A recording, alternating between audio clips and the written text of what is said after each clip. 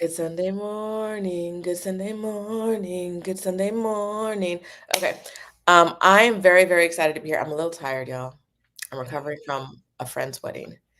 But I am here with another friend, another very, very important friend, Aw, Libria. Libria. I'm a GIF. Um, and so we are so okay. I think something's happening with this program. Anyhow, I'm gonna start over from the top. Hi, here with Libria. I'm not in Mexico City. I am in Emeryville, California, just outside of Oakland. Libria is here as my guest. Libria is the best person in the world. If I was a better person, I would read her bio, but I'm not. You ain't gotta do that. We ain't doing that today. That's not that kind of video. It's not that kind of talk today. We are talking about a pivot. If you're here, you have probably seen Libria before. Something really is going on with this. I don't know what's happened. I had an issue last week where when it started, it didn't actually start.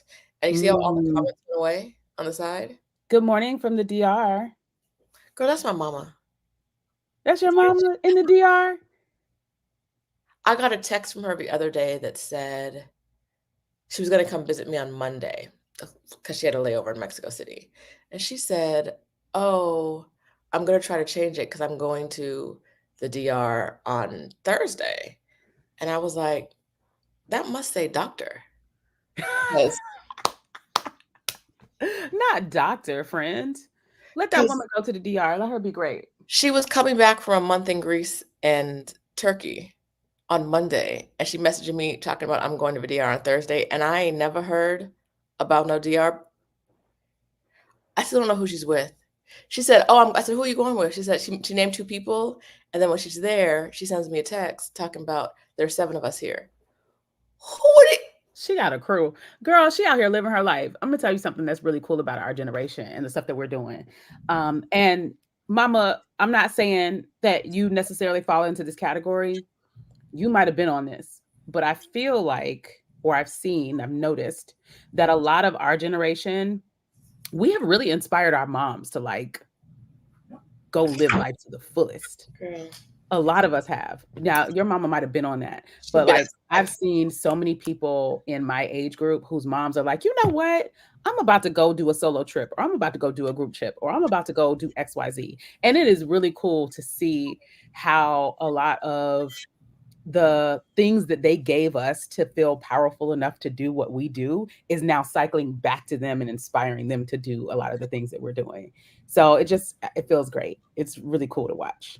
Really cool to see. Like my mom hit me up the other day and was like, I went to the movies by myself. She never does that. She does that okay, because I do it. She did it because I do it. She's like, I went to the okay. movies by myself. And I went out to eat. And I was like, look at you. Look at my girl growing up. Doing the I'm things, so doing proud. the things, doing the things. Okay, I still think we got a problem because comments keep disappearing. So if I don't, hi to everyone who is here.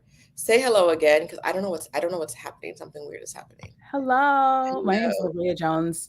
I came here because me and Rashida are good friends that have literally never actually met in person. We've been friends for years. We've been online friends for years. We're not going to start this beef this Are, morning. I saw are we your not? face. I saw Is the that face it? that you made. You were ready to start some beef. We're not I doing that. was. I was. We're How you moving gonna tell on. me what we're not doing on my channel? We're not doing that this morning.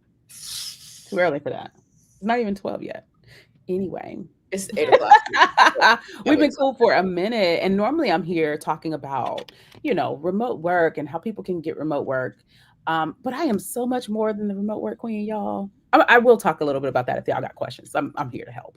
But I came to chat it up with my homegirl and her friends just Mhm. about, big things happening in life and things she's inspired me to do. And hopefully, Ooh, you guys get inspired too. That's what I came here to yes. do today. All right. I love it. And Libria spoke at Exodus Summit this year, and the year before, and the year before, and the year before, and the year before, and back to like the caveman days I'm one of the speaking OGs. at Exodus Summit, and is joining us in a few weeks. We have a date. That's what I was going to tell you. We're announcing the date today. Oh yeah, we have a date. We have a date. Now, why would I not have the date in front of me? I know the It's date. November 25th at 28th. 8 p.m. November 20th. It's the first. It's the last Monday in November.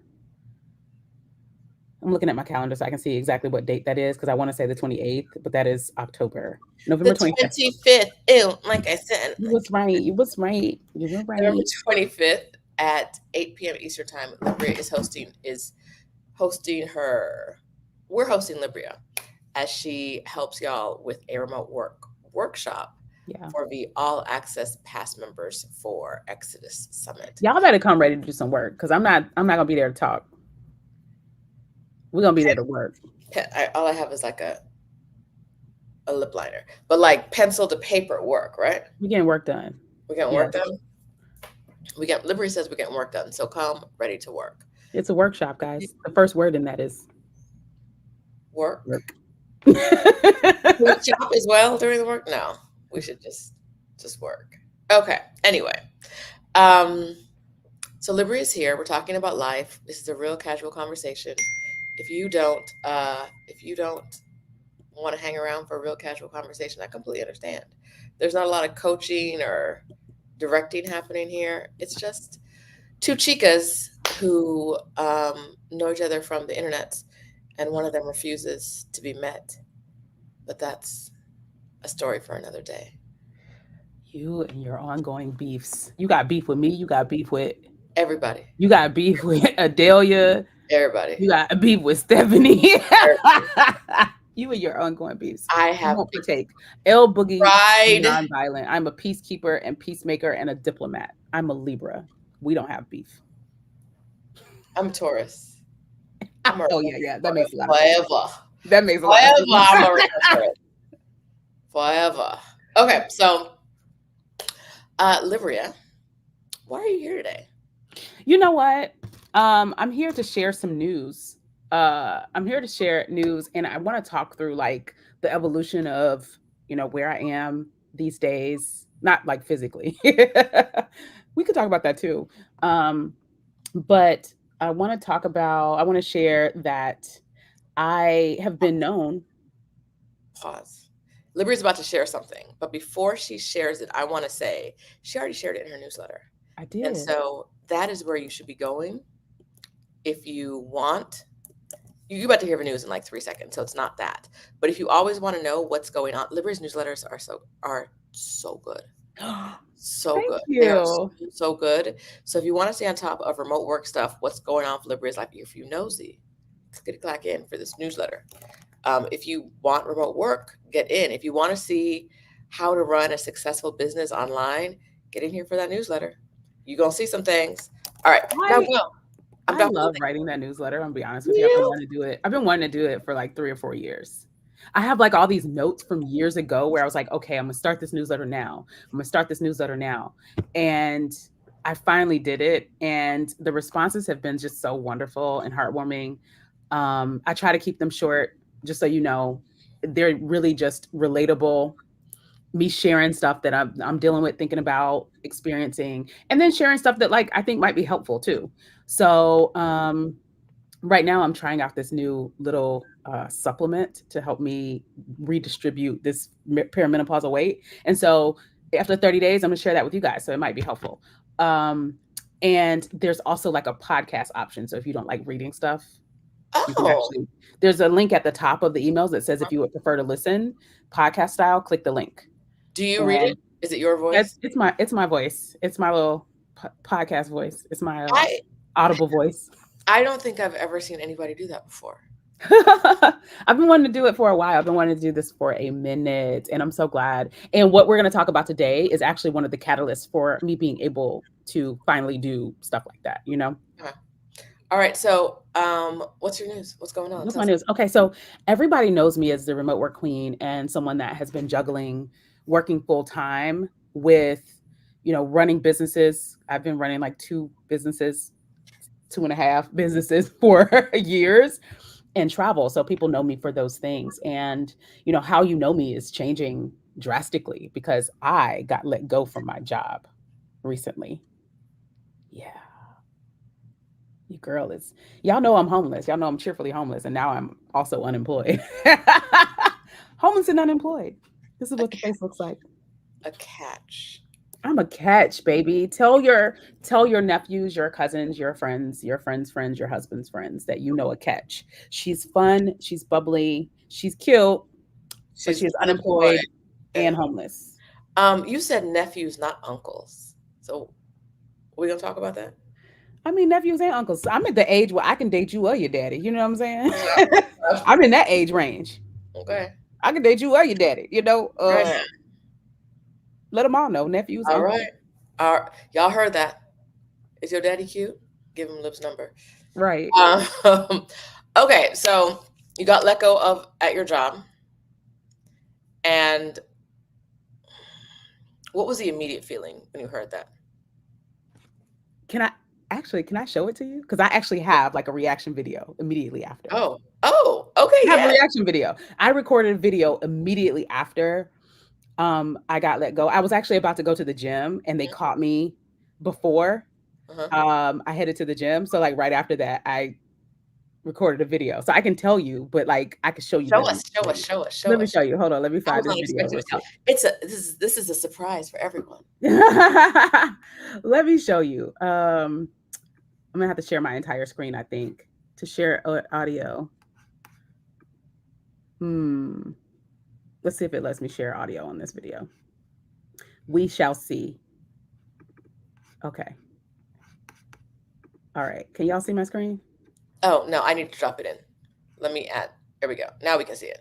Okay. Let me know if you can hear it. Okay. I don't know if I should feel this inspired by being laid off from my job. I don't want to trivialize what happens to a lot of people when they're laid off. For me, I have been fantasizing about this all year. And I literally was like, I'm not leaving. I almost quit in January. And I was like, I'm not leaving without a severance. Like, if I leave, I get nothing. I'm going to stick around until they push me out. And it happened today. Today is September 3rd. September 3rd, I think. And I am so inspired. I am so excited about getting up every day and owning my own schedule. I'm so excited to see what can happen with my business when I really lean into it. I am so excited about organizing my day in the way that works best for me and not my job or my clients, not my job or the clients or whatever, like in the way that works best for me. I am I have so much energy right now. I'm so excited right now. I can also go wherever I want. I've been wanting to go back to Asia for a little while, but I was like, oh man, it's going to be hard to do that with my work schedule. I can do whatever I want. I know I'm supposed to be sad and concerned. I know I am, but I am not. I am very excited and very inspired. Not anything against my company that I worked for. I enjoyed working there. I should have left 2 or 3 years ago, but I didn't because I was comfortable. And comfort zones are cool, but nothing grows there. And it's time to grow. Oh, that was so you. That video is so you. Okay, so The way I was like, I actually called another coworker later and was like, dreams do come true. listen, you were dreaming about that severance, and you got the severance, right? I definitely did. I definitely did. So the evolution of this is, she said, not with the FAMU top on. Mhm. So the evolution of this is around August of last year, things changed at my company. If you guys have followed me for for more than 2 or 3 years, I used to talk about my job a lot. Like I used to love my job. My company supported the Quit Commuting conference. My boss spoke at the first conference, and then they recruited at the second conference. So I used to love working at my company, but a lot of the things that I loved about my company changed a lot over the last year because they brought in a VC firm. And if you know anything about venture capitalists, a lot of times they're culture killers. Like, a lot of times it's very necessary to grow your business to raise funds through VC. And she said, you did. Yeah, I used to love my company. I used to like do videos with them at work all the time. But they got VC funding because they were planning to expand. And, you know, that's probably a great decision from for the CEO. But they tend to be culture killers because they focus a lot on return on investment, and that is their singular focus, and they don't focus on that from a standpoint of how does culture play into that. Um, and so you saw this huge shift in our corporate culture, and a lot of the reasons that I loved working there went away. And that was the case for a lot of people. And so sometime in August, we were having this conversation about all of us, a lot of us wanting to leave. And you know what's wild? I think you'll appreciate this, Sheeta. I said something flippant, and my boss at the time was like, "Okay, Libria, hold on," because he was part of this conversation too. He was like, "Hold on, Libria. We need this job. Don't act too. Don't get too wild. We need this job." And I was like, Do I? "No, no." I got hella serious because we were all laughing and playing. I was like, "Hold on. Let's be very clear. I don't need this job. I don't need this job." Like, let's be very clear about that. I am here. I say every time you see me log into Teams, it's because I'm choosing to. I show up because this is beneficial for me, because I'm comfortable, because it works with my lifestyle. But Mhm. I have so much faith in my ability to make money. I have so much faith in my ability to get another job or make money on my own. I don't need this job. And the minute it stops being beneficial to me, guess what I'm gonna do? I'm gonna leave. Because the truth is they'll do the same thing. The minute it stops being beneficial for me to be there, they will show me the door, right? And oh, yes. And did. And Yes. so we had this conversation back in August, and in December, I literally have text messages from October. I sent some of my friends a message and was like, "I wake up every day thinking about quitting." Last October? Last October of last year, Mhm. I wake up every day thinking about quitting. And the reason I didn't at the time, because I didn't want to make a rash decision. I tell everybody, like, you don't need to be in a place that makes you unhappy with your Mhm. one and only life. This is my one and only life. And we spend so much time at work and engaging with our coworkers, um, that it becomes such a huge part of our lives. And if you're unhappy, it can affect you a lot. And so, again, back to what I said to my friend that day, I don't need this job. And if I'm unhappy here, I will leave. And Mhm. so I made a couple of shifts. One, I was like, I don't want to make a rash decision. I want to, figure out what my move is. And two, I'm comfortable here, right? Like, I make good money. My job ain't that hard. They leave me alone. I get to go wherever I want to be, travel wherever I want. And it's easy for me to be good at my job. When I say my job was pretty not that hard, like, I was good at it and it was easy for me to be good at it, if that makes sense. Mhm. And so I was like, well, what do I need to do to not be unhappy here? Right. And what I realized is I needed to remove emotions from my job and be Okay. neutral about work. Mhm. I feel like a lot of people think like you got to love your job. Eh, I don't know if you have you heard of the anti-work girl boss, the anti-work the anti-work girl boss movement. So this woman on Instagram who she got really popular talking about lazy girl jobs. Mhm. And my job had become that. It had become basically a lazy girl job, Mhm. which I was like, I'm I'm doing good. I'm over here making good. When I say good money, I was making good money with what I would consider a lazy girl job because like I said, it was easy for me to be good at it. Mhm. Um, and one of the things that she mentioned a long time ago was you have to be neutral about work because once you get so emotionally invested, that's when you start finding yourself being unhappy. You start finding yourself being offended by things people say or do. You find yourself being angry by someone stepping over you or questioning you. And I was like, I actually don't have to feel any of this. I can sit on a call and somebody says something. Child, I don't care. I don't have to care, right? And I'm not saying allowing people to disrespect you or anything like that. But what I realized is there were a lot of times where I was just so emotionally invested that if I didn't get that back, I was unhappy. And I was like, I don't actually have to feel any of this. I can show up, and in the span of when I'm supposed to be available, in the span of the work that I am required to do, I can do my job well and check the fuck out. Like, I don't really have to be so emotionally invested. And so that's what I decided in August. And in December, I was like, I think I'm going to quit. I'm going to quit in January. Because at this point, actually, no, I'm doing this backwards. In December, I decided I was going to quit. Mhm.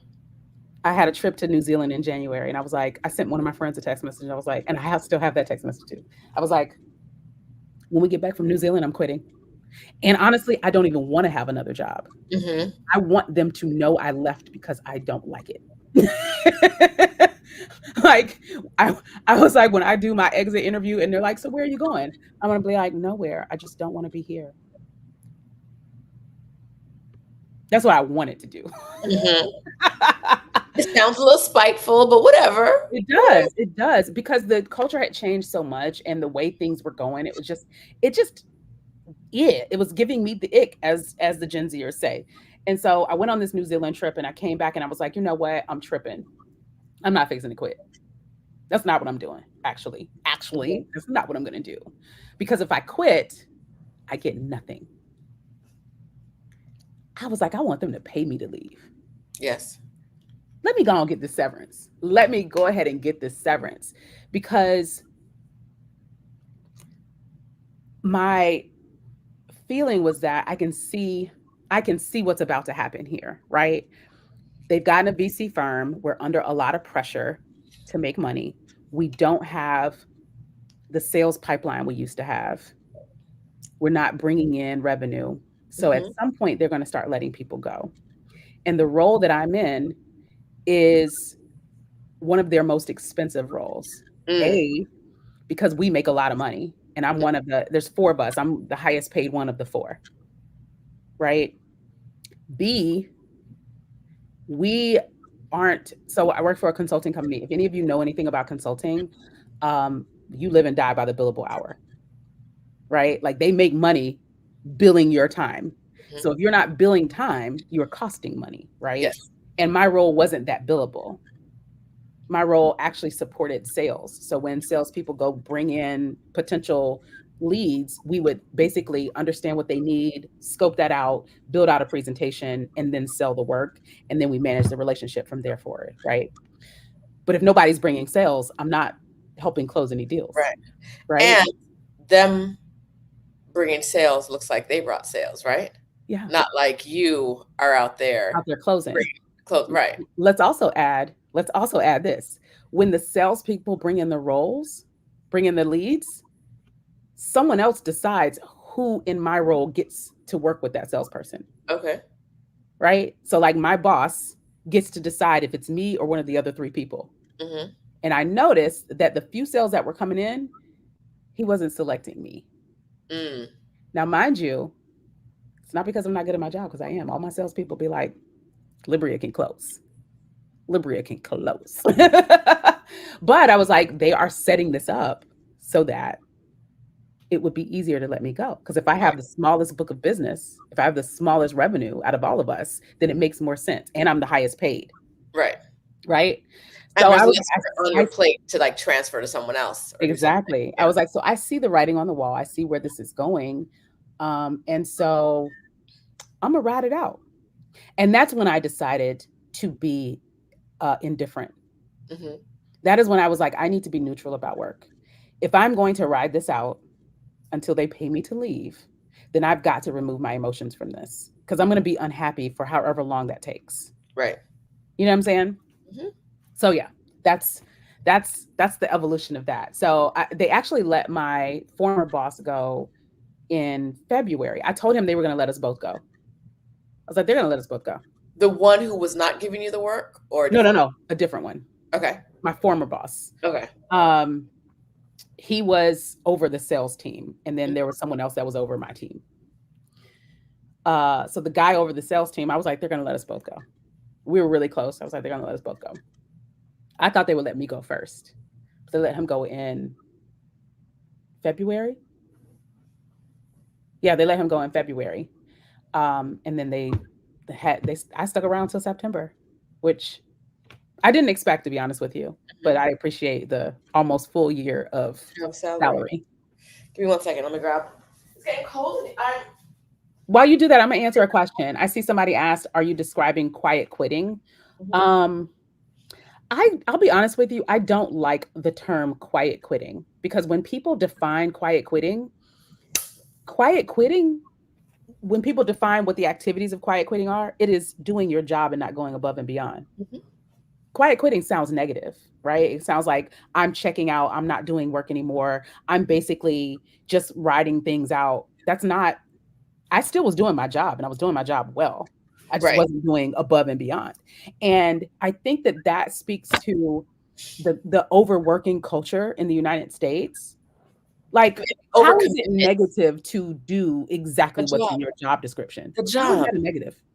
The job. Because you're supposed to be grateful to have a job and Well, be allowed to spend and your days toiling for the man. don't get me started talking about the whole grateful to have a job. Baby, they're not doing me a favor. I'm trading hours of my life I will never get back for this money. Grateful? What I look like being grateful? Because they don't act grateful for us being there. So why do we need to act grateful for being? It's an even exchange. This is an even exchange. This is, so And so in fact, if it's not, I'm the one getting hustled. so let Anytime me ask you your job is this. not an even exchange, you're the Let one me getting ask you this. When you go pay somebody to wash your car, right? But somebody charges you $100 to wash your car. That's a transaction. You gave them $100. They washed your car. Are they supposed to act grateful that you paid them? Oh, thank you so much for paying me. Like, that you got something out of this. You got something out of this. What are we talking about? At the end of the day, going back to this quiet quitting, I do not believe I am describing quiet quitting. I did my job. Mhm, I did my job and I did my job well. mhm. That's it. That's all I got for you. If you want to call that quiet quitting, sure. I don't agree with the sentiment of quiet quitting because it gives the impression that you are doing something other than what you're supposed to be doing. And every time I've ever seen this described, it is literally focusing on doing what is within the parameters of your job and nothing more. And there's nothing wrong with that. It's wild that we expect people to do something other than what they're expected to do because Right. not everybody wants to climb a corporate ladder. If you want to get to the next level and get promoted, sure, you're going to have to do some things that are not in your job description. I don't get promoted. There's really nowhere for me to get promoted at this company. Mhm. In the role that I was in, I'm already at the top, and the only thing that I can do is move over to sales, and I didn't want to do that. So when I was leaving my role, my last one, I did the. I told y'all, my therapist was like, "Do as little as possible." Um, she said, figure out what the minimum amount of work you can do and still keep your job is." And I realized that like there's no because Black women tend to be exceptional performers compared to other people. My little as possible was everyone's 100%. Everyone else's 100%, right?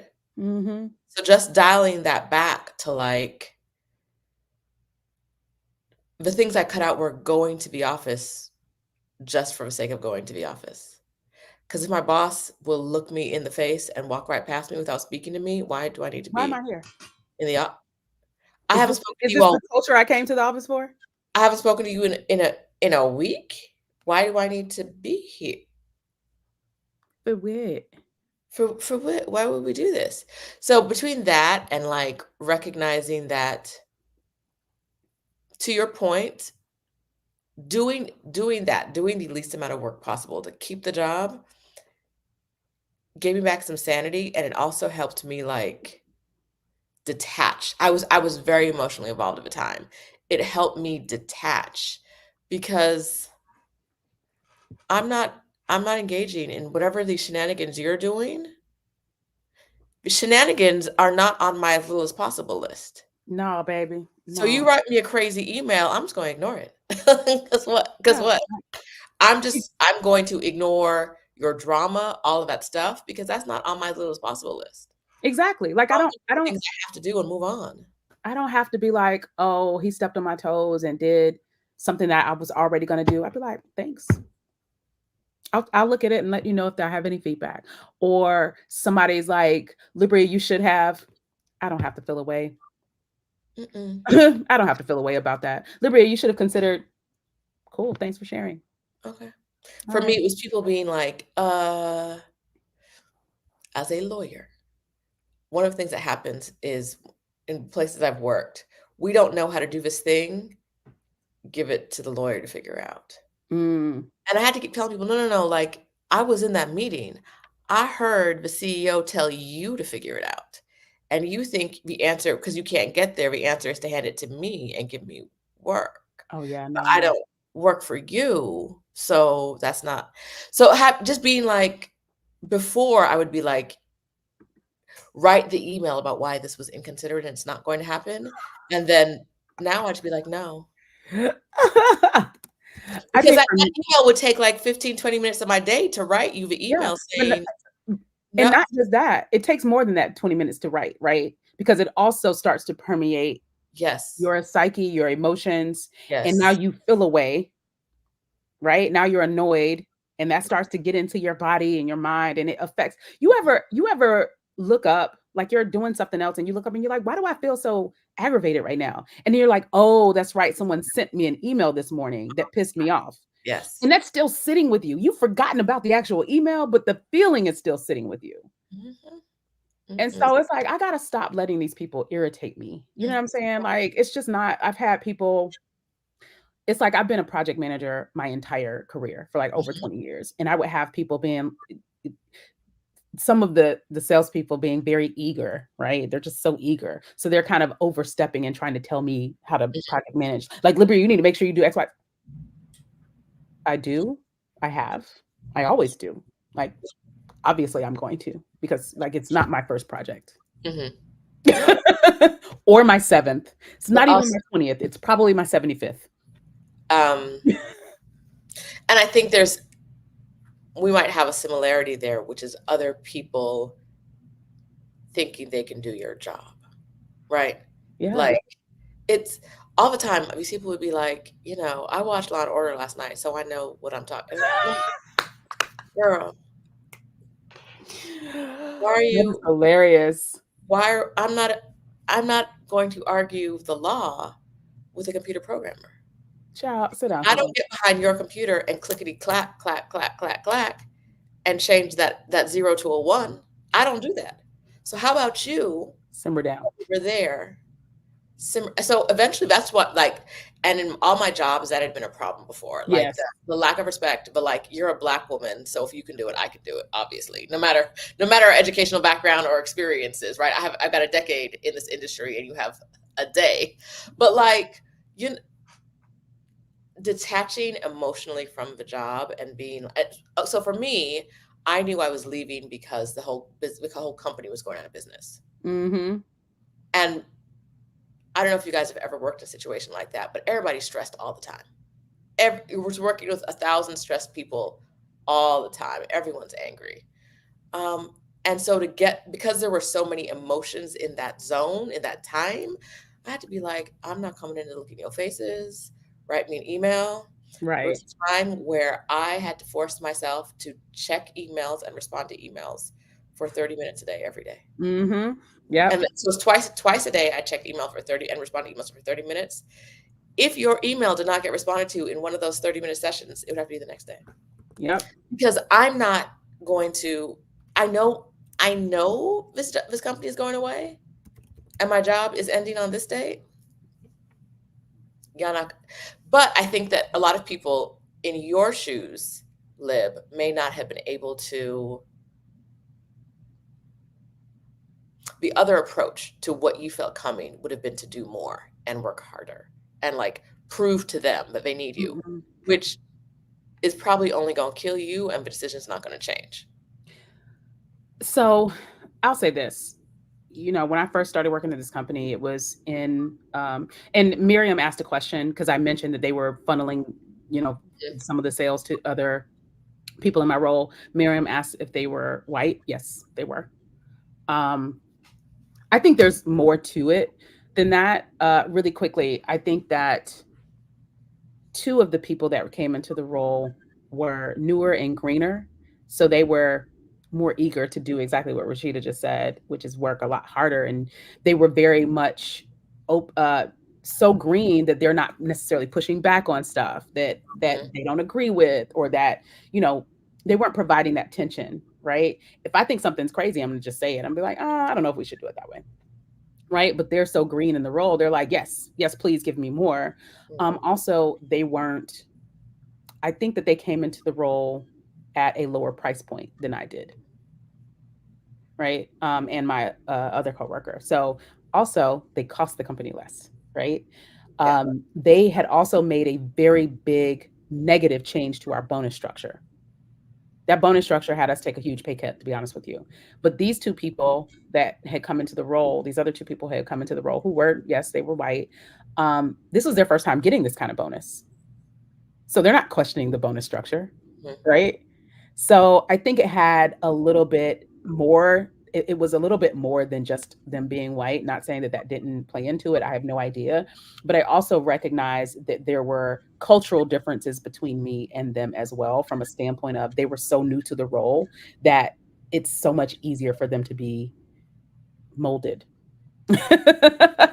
Molded and they were just very eager to like take on more. Actually, one of them has left the company now as well. One Mm. of them just left like a couple weeks ago. I mean, Mm. last week. So I don't know. Yeah. I don't know, friends. I don't know. But yes, the answer to that is they were they were white. Yeah. But I But think. I will say, I'm sorry, I was about to tell you about the whole doing more work. When Mhm. I first started working here, they were in startup mode. So a lot of the things and processes that are in place at that company I helped create. So early on, I was very much that eager beaver. Let me do things. Let me and we brought on a new leader at some point, and I realized that a lot of my efforts started being underappreciated. So my new leader at the time, when I would show him some of the things that I was doing, it almost seemed like I was getting on his nerves, like he was just not interested. And so I lost the motivation to Mhm. go above and beyond and to do cool things and to change things and to implement things. What am Mhm. I doing this for? Right.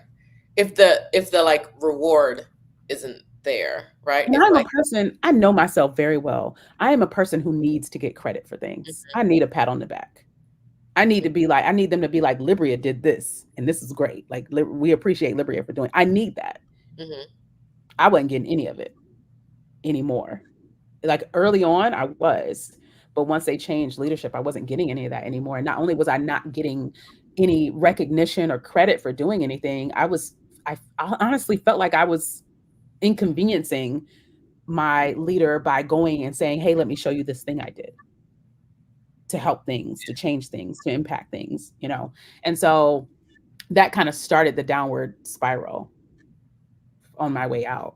But yeah, I mean, I don't want to spend too much of this time talking about the actual position. I'd love to talk about like, you know, going forward and why I feel so comfortable with getting let go. And a lot of that was inspired by you, Rashida. A lot of it was inspired by Stephanie and Adelia, if you're still here as well. Um, yeah. When I first started working there, I loved the company. If you follow me for any number of years, you know that. So I have zero regrets. No regrets. I'm so glad I got to work there. I made some very close friends that I'm still friends with right now. I mentioned in the video that I've been wanting to go back to Asia. I'm actually headed to Vietnam in January with one of my old coworkers Ooh. who used to work with me. I actually went to Vietnam a few years ago for his wedding. Me and another coworker went to our coworker's wedding. So I made really good friends at work. Um, and so I have no regrets. I'm so glad I got to work there. I still love and have a lot of appreciation for the first iteration of what that company is. The second iteration of that company basically was not a place I enjoyed working, but it was a catalyst to get me to where I am right now. So zero regrets. How long are you gonna be in Vietnam? Probably a month or at least. I'm planning to be there for at least a month. Um, has Stephanie told you that she's gonna be in Vietnam? I think in February. No, Hmm. no, she has not. Let's do it. You gonna No. be there too, Raven? Period. No. Okay. Stop it. I'm not gonna be in Vietnam, and this is my channel. Here So you we're go gonna, with the beef so again. And we're we're gonna back to beef. we're gonna move on. We're We're gonna back to move on. beefing. Back to leaving. Thank you. We're staying on track. Thank you. I see gravy. I love this. Do this. Okay. So I think that one of the things you brought up earlier is really important when we think about your, not just the role you're doing, but like how, what you can expect from a company, which is, can the can an outsider who does not know the business, or the CEO who probably does not know the business, or people who like don't know you, can they see the value you, or do they understand the value you bring like on paper, right? So Mhm. like, because your role wasn't necessarily like bringing in dollars, are you as valuable, but they need you to bring in the dollars, but are you as valuable in like the mind of someone who doesn't like fully understand the process or understand that like this is an important part of it? It, looking at that going forward, I think is important when we're thinking about roles, Yeah. right? Yeah. I personally think it is, and not that you need to have a job where everyone understands what you do or how it's important, but like I have been a situation, like my entire career has been like, here's the sales team, and I am the wall between the sales team and sales, right?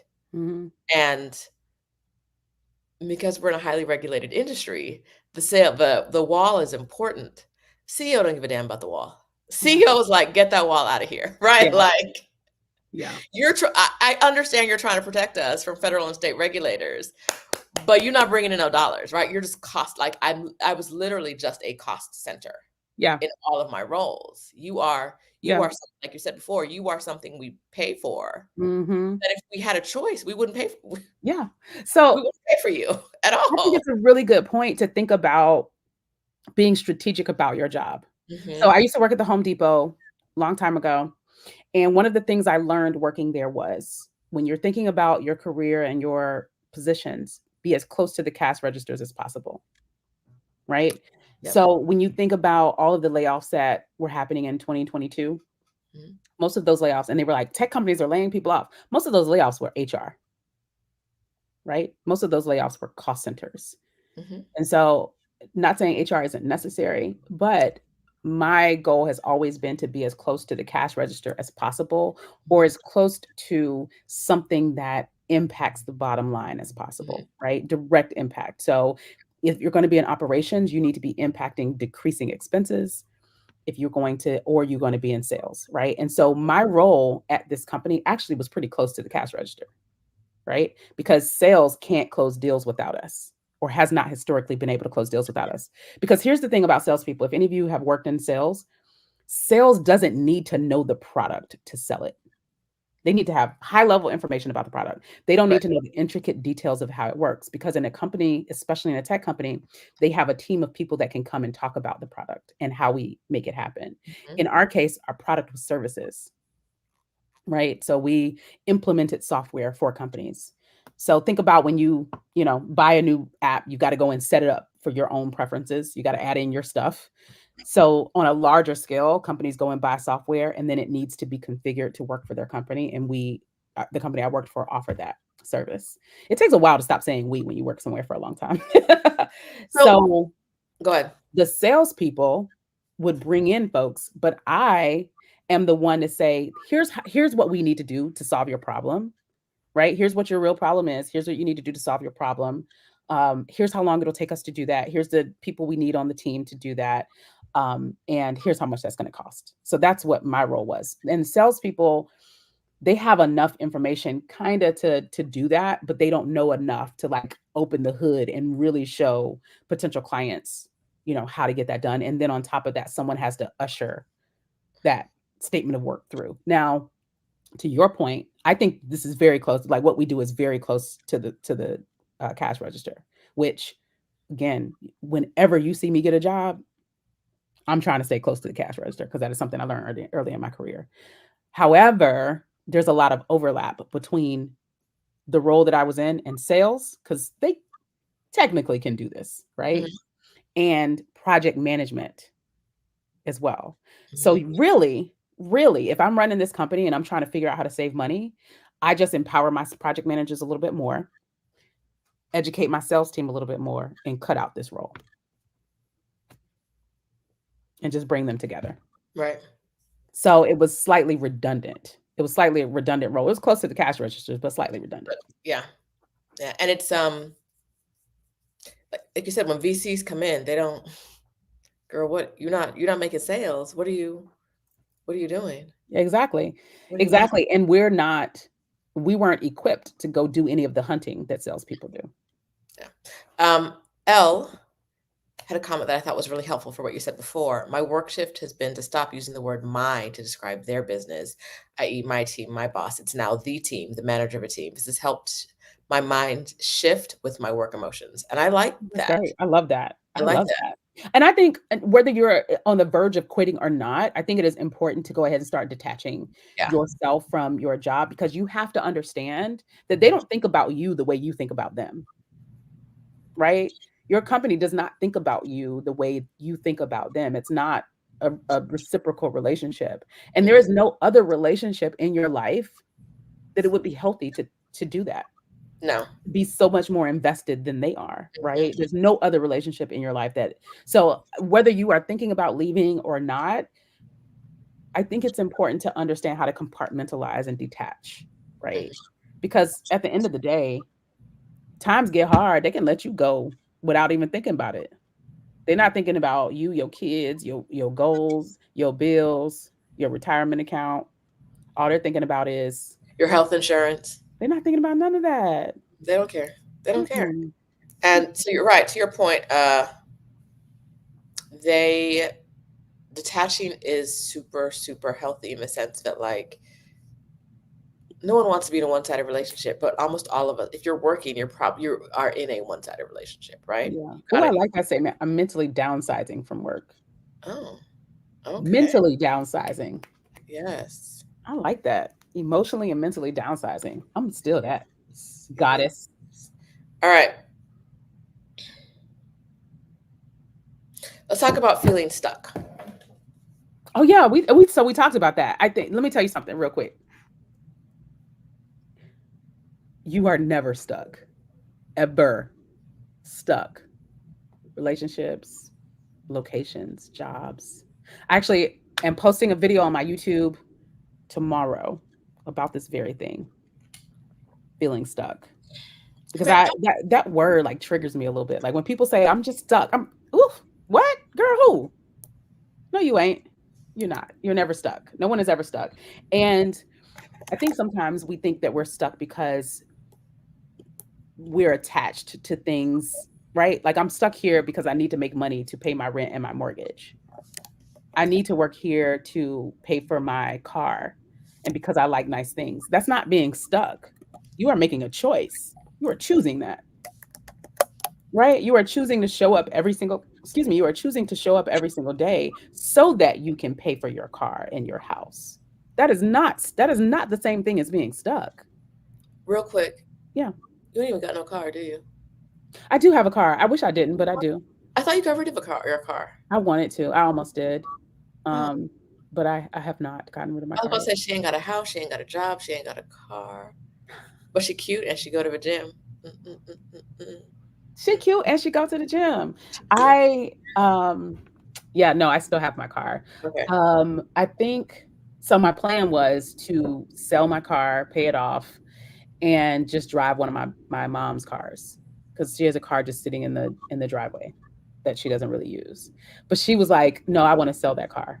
And I was like, how much you want to sell it for?" And when she told me the number, I was like, "Girl, keep your car." Now, let's be honest. If I sold my car, she would still let me drive her car. Hmm. I just don't want to force her hand like that. Right. I'm already slightly spoiled, so Slightly. I told my mother the other day, I was like, "How am I almost 50 and I'm spoiled? Like y'all are my parents be spoiling me." That's nice. That's nice. It is nice. Really nice. And you know what? I think it's also great that I realized I actually recognize it now. Growing up, I didn't necessarily think I was spoiled, but when I think back, my parents have pretty much always given me anything I wanted that was within their means to give me. If I didn't get it, it's not because they didn't want to give it to me. It's because they probably couldn't. Are you spoiling your daughter in the same way? Yeah, she good and spoiled, child. Good and spoiled, that child. And thankfully, she knows it. She knows full well she's spoiled. Okay.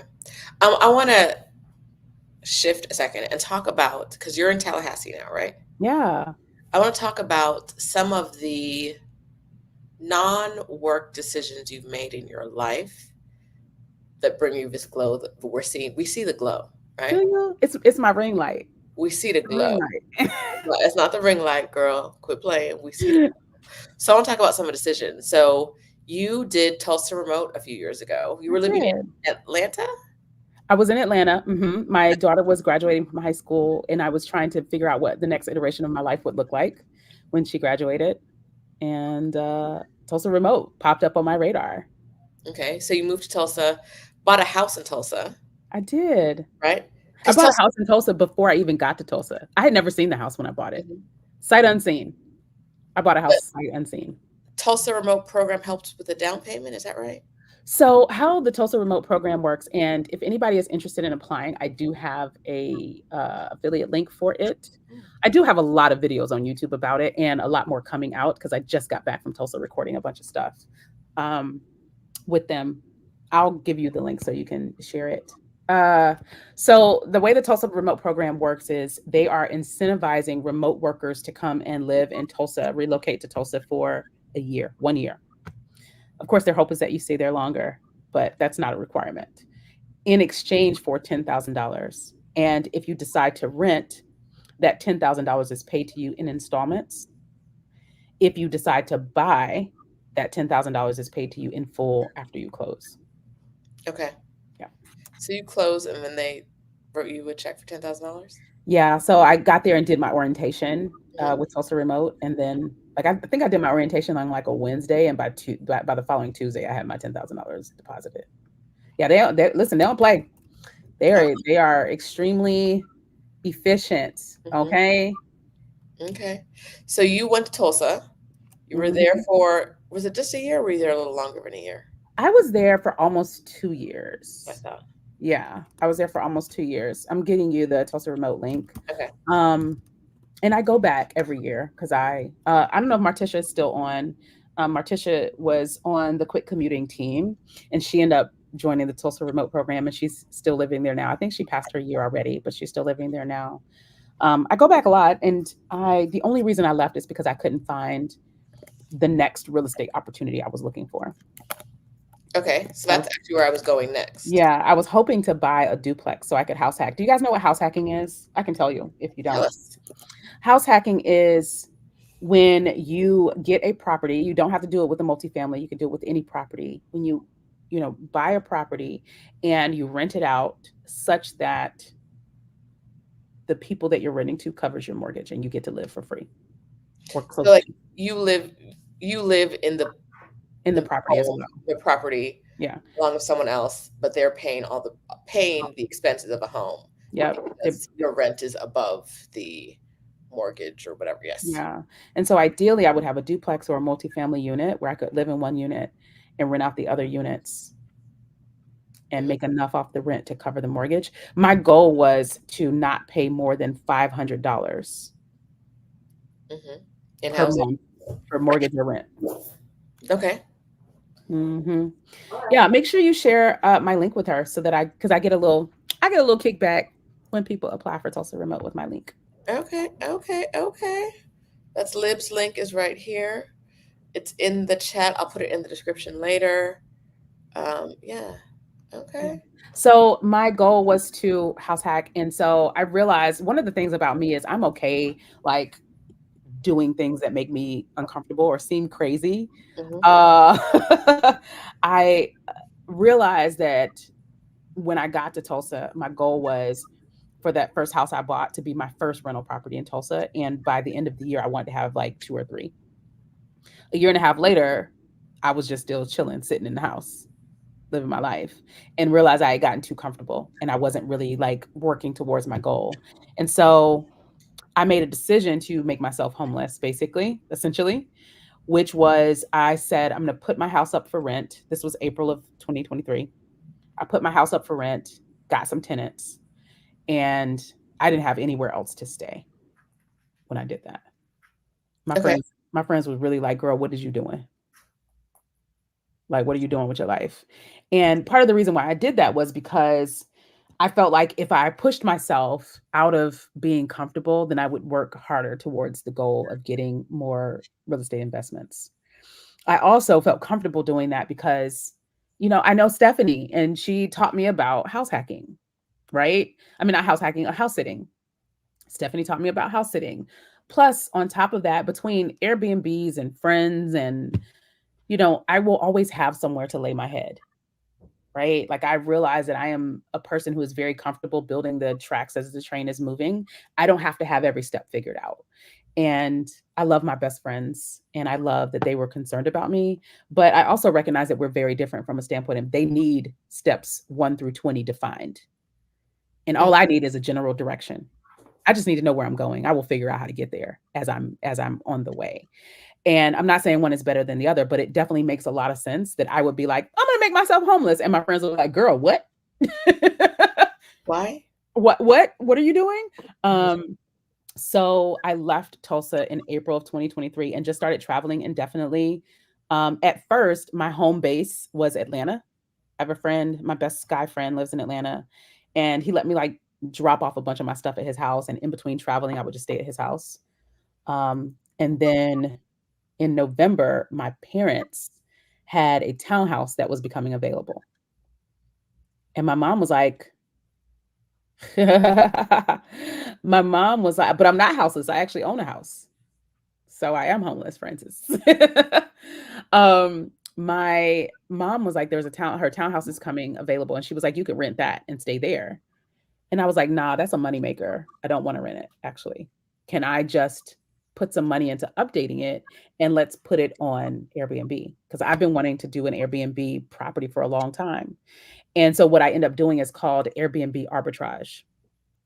And what that means is you have an Airbnb property that you do not own. So you have a property on Airbnb and it's a property you don't own. I do not own the property. My mother still owns the property. And a lot of people do this with landlords, right? Mhm. You can enter into an agreement with a landlord or someone who's having trouble selling a house. You can enter into agreement with them where you'll rent the house from them. You can do it one or two ways. Either you pay them monthly rent or you agree to split the revenue from Airbnb. And so that was the approach I took with my mom. Rather than rent the place, we just split the revenue from Mhm. Airbnb. I invested in updating the place. So I got the floors done. I paid for all the decorations and stuff like that. I'm leaving you in charge for a second. Take over. Yeah. So if you guys have questions about rental arbitrage, let me know. I'm going to keep talking though and telling you about like how I set myself up to be able to be okay with being unemployed at this time, right? So I end up arbitraging this house and putting it on Airbnb. I put it on Airbnb of April of this year. It's actually I've got tenants in it right now. So I use that place as a landing pad for me. If I'm in town, if I'm in Tallahassee and no one is staying there, I stay there. If it's booked up, I stay with my parents right now. I am still in the market looking for um looking for another property. So I'm still looking for another real estate investment. Can you talk about some of the limiting beliefs you've had to let go? I'll be honest with you. I don't know that I have any limiting beliefs. Maybe, you know what? That's not true. I do. I'm going to talk through this and maybe some of them will come out. And let me think about that question. I think that's a really good question. Um, Let me think about that question. So I basically bounce between the Airbnb and my parents' house right now, or I'm traveling. Most of the time, I'm honestly traveling. Like, I think this month I've been home for a week and a half. Next month, I'll be here for maybe 2 weeks. So every month, I'm probably in Tallahassee for maybe a week and a half. I think I'm actually going to be in Tallahassee from Thanksgiving week all the way to the end of January. I don't currently have any travel plans, so who knows?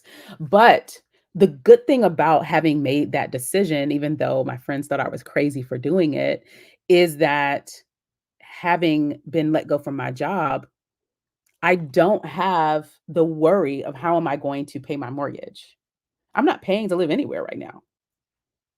I have a house that is being that equity is being built in off of someone else, right? So I have tenants paying for that place and building equity for me. If I needed to go buy another place and I didn't have, extra money, or if I didn't want to spend any of my cash, I could go get a HELOC on the place that I currently own and use that as a down payment. Now, it might be a little tough to get a mortgage without a W 2.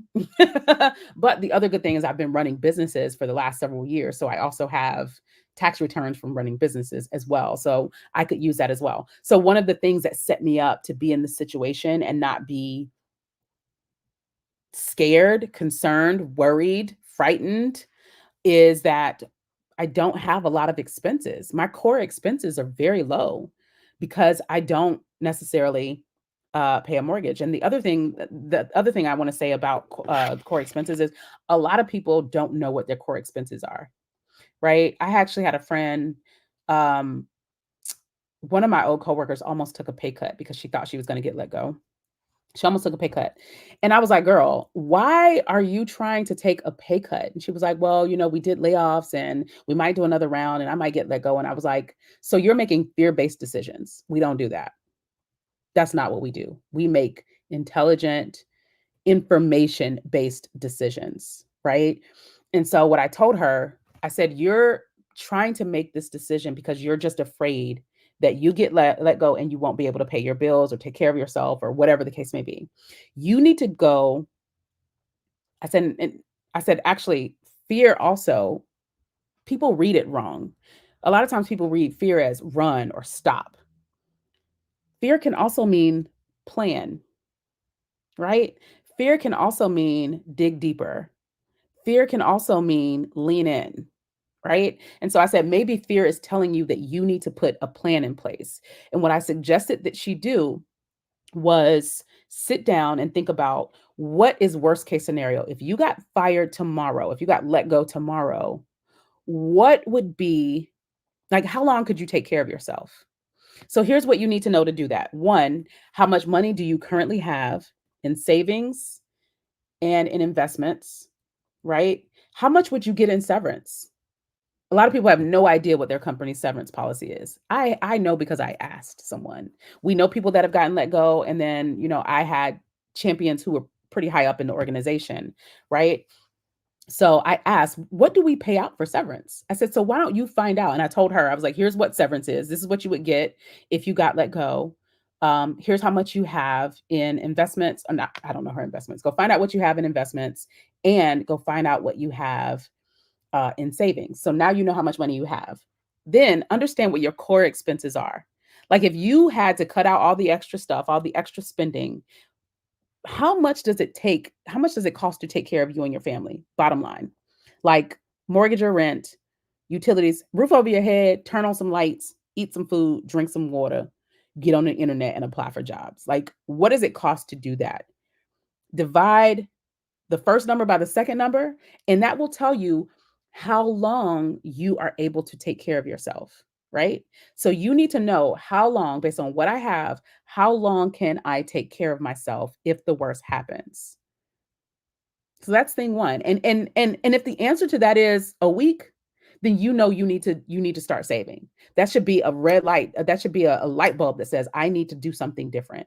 The second thing I told her is think about what are some of the things that you could do to downsize your life? What are you willing to give up? If you got let go tomorrow, what would you be willing to give up? Could you downsize your house? Could you sell your car? Could you move in with your parents? Not everybody can do that. I don't mind doing that, but not everybody can do that. But what are the things, if worst case scenario hits, what are the things that you're willing to let go of? Right? The third thing you do is think about what are some of the other ways you could make money. Number one, you're probably marketable as hell because you got the job you have. So you could probably get another one. But this might be an opportunity to remind you to go ahead and update your LinkedIn and your resume so that you're ready if something happens. The other thing you could think about is what skills do I have that people would be willing to pay me for? As for me, here's why I feel so confident that I don't need my job, right? When I said that to my coworker, I have learned over the years to do so many things that people would be willing to pay me to do. I can run operations, I can build processes, I can make automations, I can do video editing, I can do marketing, I can do social media management, I can do sales because now I've done sales. I can create presentations. I have a friend who built a whole multi-million dollar business just building presentations for companies, right? So I know that I have marketable skills that I can use to make money. And so I told her, step one, figure out how much money you have and what you would get for severance. Step two, how much does it cost to run your life? Step three, figure out what you'd be willing to let go of in a worst case scenario. Step four, figure out how you could make money and be marketable, right? Knowing all of those things helps you put together your worst case scenario plan. Now you don't have this ambiguous fear. I'm afraid to get let go of my job and I don't really know why. Once you have that information, you know exactly what you're working with. You know exactly what you would need to do if worst case scenario happens. And having that is powerful, y'all. Knowing what you would do in a worst case scenario is so powerful because now you don't have to make fear based decisions because fear did not tell you to run and get a job that's way less. The job was A, way less than she was making, and B, it was a demotion and title for her as well. So now, if you have your worst case scenario plan, you don't have to go make a fear based decision to take a job that's less than what you're making to run from something that may not even happen to you. Because remember, she was about to take this job because she thought she might, maybe, possibly get let go. Okay. So she went and did this exercise that I told her to do. She came back to me a couple weeks later and she was like, the next week, and she was like, girl, I am so glad I talked to you. She said, me and my husband sat down and looked at the numbers and was like, actually, we'll be fine. We'd be fine for about a year. And she said, now the things that we would have to let go of, we're in the middle of buying a new house. We would probably not be able to buy the house, but we are fine in the house that we're in. Right. So she ended up not quitting. And then 4 months later, she got another job offer for about, I think she said 25K more than she was making. And it was a promotion in title. Now she is running a whole delivery organization. She was a project manager with us, and now she is running the delivery organization. But she was about to make a whole fear-based decision, y'all, because she hadn't sat down and thought through what does worst case scenario look like for me? And there is so much empowerment in knowing what would you do if the thing you're afraid of happening happens? What would you do? It's not enough just to be like, I'm scared of losing my job. Okay. Cause what? And then if it happened, what would you do? If you know the answer to that, then you are empowered. You feel a lot more powerful. You're taking your power back. So doing that exercise is why I'm like, I don't need this job. Because I know how long I can take care of myself. I know what skills I have to make money without this job, right? I know what I'm willing to give up. I already know these things. And so I can be in this situation and say, I'm going to detach emotionally from this job. And if I get let go, like I showed you in the video, I left that conversation. I don't know if you guys noticed when you were watching that video that I was slightly out of breath, right? I was slightly out of breath because I was just so energized because I left that conversation thinking, oh my God, I have all of the time and space that I need and want to do whatever the fuck I want. What? And that's because I've already gone through this exercise of understanding what worst case scenario might look like. I know exactly how long I can take care of myself with the money I already had. That's if I don't make another dime. This is how long I can take care of myself. And I fully plan to make more dimes. And here's how. Right? And then I already knew what I was willing to let go of. I mean, me and Sheeta were talking. Me and Sheeta were talking earlier about the fact that I was thinking about selling my car because I don't actually want to own a car. My ideal life, I don't own a car. I don't need to own a car. I can just walk everywhere. Some of the limiting beliefs that I've had, and I think honestly, one of my limiting beliefs is what has led me to have so many like side hustles and things that I can do. One of my friends and I were talking about, and Adelia might appreciate this conversation. So was Sheeta. She was talking about what number she needs to get to like chuck the deuces and stop working. And she said her number was 2 million. She was like, I feel like I want $2 million. That's gonna be my number. And she was working hard towards that number. She actually hit it recently. So yay to my friend. Um, one of my limiting beliefs is I don't see myself as a person that can save up and amass that kind of money. I just don't see it for me. That I think that's a limiting belief because it may or may not be true. Who knows? But because it's a limiting belief for me, it's not something I necessarily try to do. Instead, I see myself as a person who makes money easily.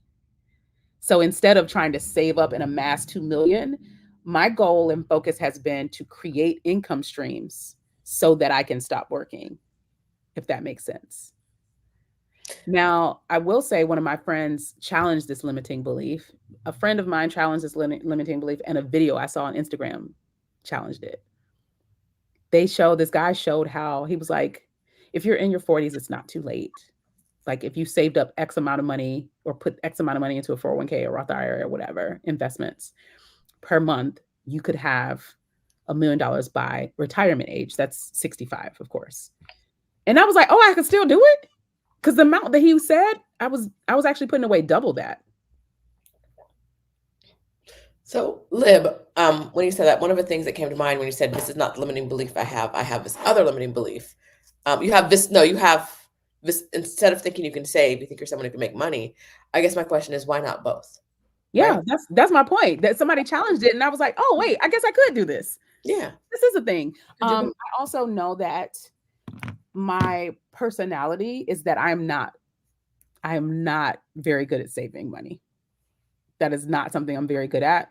And and that's part of why I like being in the sphere of you and Adelia and my friend who has amassed $2 million at this point. And why I like talking openly about money with my friends. And that's something I think we all need to do more of because you get to see how differently everybody approaches finances. Mhm. And the beautiful thing, especially at this age, is that our friends get to be our mentors and people we admire. And so when I see that my friends are doing things like this, I'm like, oh, maybe I can do it. Mhm. Right? We have similar backgrounds. Maybe I can do this. Maybe I should see myself as this person. And then seeing ways that they've been able to do it, I'm like, oh well, I know I can do that. I don't necessarily see myself as necessarily a saver, but I can do what she's doing. I can do this one thing. And then you start doing these little things that your friends are doing and you look up and you're like, holy crap, I am a saver. Let me find out. So I think it's really for me a personality and mindset shift. Okay. You Yeah. said you're not someone who's good at saving. Yeah. Like, how else can we reframe that? Like, you're someone who's getting better at saving. Yeah. I'm a person who's getting better at saving. You're getting better at saving. You're working on getting better at saving, Yeah. right? Yeah, and I think that for me, the challenge has always been money is always showing up for me. Mhm. Like I run out, it gets there. There's more, or it starts to get low, and more comes. And Right. so it feels like a what is the word? Resource, a recurring resource. That's Renewable. not it, huh? Renewable. Renewing resource. Thank you. It feels like a constantly renewable resource to me. Um, and I'm also a YOLO person. Like, I'm living my life, child. Let's spend this money. And I love this mindset shift of I'm getting better at saving. And I am. I actually am. It's Yeah. true. That is a true statement. I'm getting better at it. I think that like when money's always coming, I love that. And sometimes I'm like, sometimes I feel like that, like the money flows to me because, and sometimes I'm like, the flow's kind of slow, money. What's happening? Let's get on the good foot, cash, and keep walking towards me. Yeah. Um,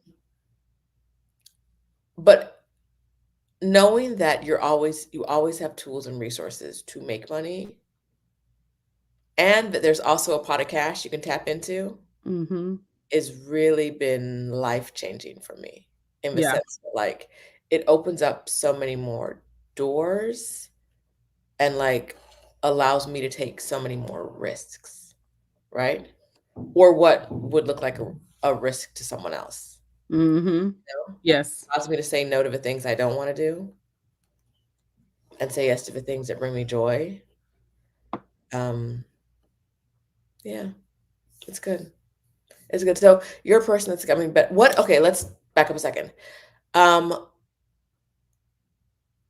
are you saving or investing the money? When you say savings, do you mean Both. So business? my viewpoint on savings is I only want to have in savings 6 months of Okay. core living expenses Mhm. and or anything that's like I want to throw this really badass 50-year party when I turn 50. Like I want my friends to just show up and have a good time. Like just pay for your flight. I got the rest. So something like that would go into savings for me. Okay.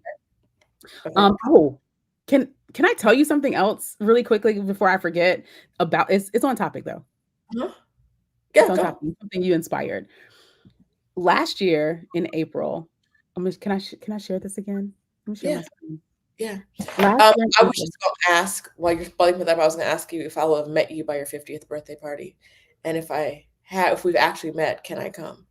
You That's can all. do either way. Maybe you meet me there if it doesn't That's what, regardless, it doesn't that is okay. not Okay. a prerequisite. Let me say it that way. All So I right. found this post that I made in April of 2023 the other day. Can y'all see this post? They can now. Oh, Okay. make it bigger. Is that big enough? A little more grande, please. That should be good. Más grande. Okay. April 12th, 2023. That was last year, y'all. I like shifting messaging and mindset around certain things. I'm gonna skip this part. Oh, I'll say it. I just changed the name of my rainy day fund to be called my Stay Ready Fund because I don't want to think about preparing for rainy days. I like the idea of focusing on just being prepared for anything, including opportunities. I also changed the name of my emergency fund to be my sabbatical fund. This is the money people usually save up to cover living expenses if they lose their job. I don't want to think of that as an emergency. I want to think of that as I get to take my time to find another job and I ain't in no rush. I feel like you inspired that. Ooh, Hmm. I will take A that. sabbatical fund. Come on, career break fund. Sabbatical fund, which I'm very proud of you for having. We didn't say this before, but I'm very proud of you for not immediately being like, I have to have another job or I will die, which I is couldn't wait to talk about this part with you because you're the one. You're the career break girly, right? so many people are like, the job has ended and now my life will end if I don't get another job today. Mm-mm. And it's not it's not that life might not be hard, right? Yeah, But like we tend to catastrophize the idea of not having a job in the US, like not have, and there are, because of the way it's set up, like there are some bad points to it, right? Like, why is our health insurance tied to our jobs? It's yeah, stupid. Um, but I talk to women all the time who are burnt out, who are tired, who are like, I cannot go into work another day, but I quit this. So I quit my job and I started on Friday and I started a new one on Monday. And I'm like, you're gonna be no. burnt out and tired in that job in No, I like need a 20. break. And I'm not okay. I want to answer your question about the saving and investing, and then I want to come back to this because this is the part of the conversation I'm definitely most looking forward to, and I have a question for you Okay. about me as well. So the savings thing, I don't believe. One of my friends said to me one day, she was like, "You can never have too much in the savings," and I was like, "Yeah, you can. You absolutely can." So, fun fact, background: my major was finance. I majored in finance. I used to want to be the Black Susie Ormond. Tiffany the Budgetnista, my homegirl, she is that. Mm-hmm. Actually, I think Susie Orman is the white Tiffany Budgetnista at this point because Tiffany is killing it. But Kill I used to want to be a personal finance guru like that. So I studied personal finance a lot. And I'm very much, but I'm like the shopaholic. It's like those that can't do teach. That's me. I don't know if you guys ever read the Shopaholic books, but she was giving fantastic financial advice, but she wasn't necessarily living it. That would be me for a very long time. But I do think there is a such thing as having too much money in savings. And Adelia talks about this a lot. part of it is you are losing out on the opportunity cost of what you Mhm. could have made in investments that earn more than savings. So for me, I'm more of a, I want to have 6 months. A year feels like a lot to me. 6 months in savings of core expenses, and then the rest go into investments. Okay. So the reason I asked you that was I wanted to talk about your savings goals for next year, 2025 savings goals and investing It's goals. that. It's having 6 months of core living expenses. And to be fully transparent with you guys, I don't. I have a few months of core living expenses in savings. And again, to be fully transparent, one of the reasons why I feel comfortable that I can take care of myself for, I think, I think I calculated at the next 8 months if I don't make another dime, is because I already had side hustles Right. and I already have contracts in place that cover a lot of my living expenses. So, like, if I don't make another dime, I already had been working side hustles for like the last several. Because again, what I said earlier, I focus more on like bringing in income than I do in saving. It's so much easier for me to bring in income than it is for me to save. It's getting easier for me to save, but um the one of the biggest reasons I'm in a position to be able to take care of myself is because the contracts I had in place signed covered my living expenses all the way through. I think I said July or August of next year, or Hmm. yeah, depending on what I do, it could go from July or it could go all the way to September of next year. That's just what I have in place today, Hmm. Okay. So and that's not touching savings. Actually, that's 2025. also putting money in savings. Okay. Okay. That's amazing. That is amazing. Yeah, Long time to have to know the money's flowing in. yeah, But I'm going to go back to the original question. 6 months savings is what you'd like to have your goal for next year, yeah. and your investment goal. I feel like my goal, I haven't updated it for next year. I have this long-term financial plan Hmm. that talks about 1 year, 3 year, 5 year, 10 year, 15 year, like what I want Hmm. from a financial perspective. And if I recall, I wanted to have 1 year of my salary in investments at least, Hmm. like a whole year of my salary in investments. Um, I have not revised that yet, but I also haven't started planning for 2025 just yet. I've literally just got this little book to start reviewing my year. Hmm. And quick plug, I do share a whole lot of planning videos. So I will be popping out some of my review videos on YouTube and also my planning videos. But I have not revised my plan for next year. But I Okay. would absolutely love to share. Maybe we do another talk, or I do something on my YouTube, or hang out on Azaleas. I don't know. Talk about the long term financial plan. What do you think? What do you suggest? For me, what I do is I have a spreadsheet that has all of my all the accounts that I have Mm-hmm. um around the world, Light and flex. the what the money is dedicated for. So let me I'll actually I'm not going to share it, but I'm going to pull it up real quick. Yeah. So I have like my main checking account is like my daily spending account. Yeah. I have, because I live outside of the US for most of my days. My Charles Schwab account is my cash account. So if I need cash, that's all I did. The only money in there is for cash, right? Yeah. I have an emergency fund, which I'm going to now rename. I don't need to say that Yeah. fund, but I think I'm going to rename that. Um, I leave money in my business checking account for my business taxes. My main investment account is I just call it my future fund.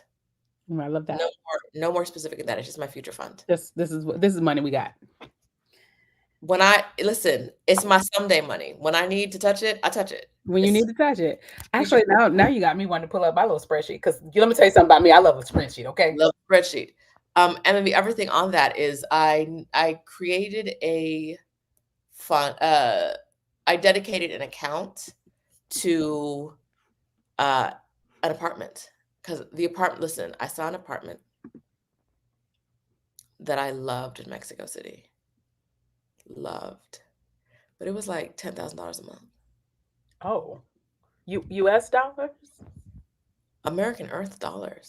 American Earth dollars? Girl, Yeah. loved it. And I was like, if I can get my, because I'm a little bit like you, why not? If I have it, why not? Right, Um, why not? I was like, if I can get this account up to this amount, I can feel comfortable moving into an apartment that's more expensive than the one I have right now. Mm-hmm. Right? It doesn't have to be that $10,000 apartment because, child, it Child. was clearly a mm, mm. There's a specific class of people in Mexico City where you don't ask where the money came from. You don't even wonder, you just keep moving. And Mm, that's who that apartment is for. yeah. Yo, grandpa, papa, came from Spain and killed all the indigenous people and took all their gold, or something else. Like those are Wow. Wow. So yeah, that's is one of those apartments. I looked at it and I was like, my God, this is gorgeous. Yeah. I will tell you, I think in general, without getting too deep into my financial goals, I think that one goal is to have a year's worth of my salary so I can just kind of do whatever I want. Like if I decided to quit again, that's there. But also, I want to have investments Mm-hmm. that are cash flowing to Mm-hmm. cover the things that I just want to buy. Like if I want to buy a nice car, I don't want to pay for it. I don't ever want to own another property that is not income generating. Mm-hmm. Right? So like I don't need to buy another house. I can rent. I don't need to. Or if I'm buying another house, I'm trying to house hack it. Mm-hmm. I want to get to the point where I have assets and businesses that the cash flow from that cover the things that I want to buy. So for instance, I've always wanted an Audi in theory. Mm-hmm. In theory. When it comes to it, I'm like, that's an expensive car. I don't care about cars enough. But let's say I did buy an Audi. I don't want that coming out of my paycheck. Mm-hmm. I don't want that coming out of my money. I don't want it coming out of savings. I want to be like, oh, well, these two properties over here could cover the car note or the lease. Right. So that is my ultimate goal is to get to the point where my investments and those investments can be in the stock market, in ETFs, in property and real estate and businesses or whatever. My investments pay for my life. So I am the kind of person. So I spent years working in auto finance. I love car. I have loved cars since I first rode in a car. Love them. The prettier, the better. I'm trying to find one, but I saw the other day. I was on a walkabout. I saw this car. I'm trying to find it now.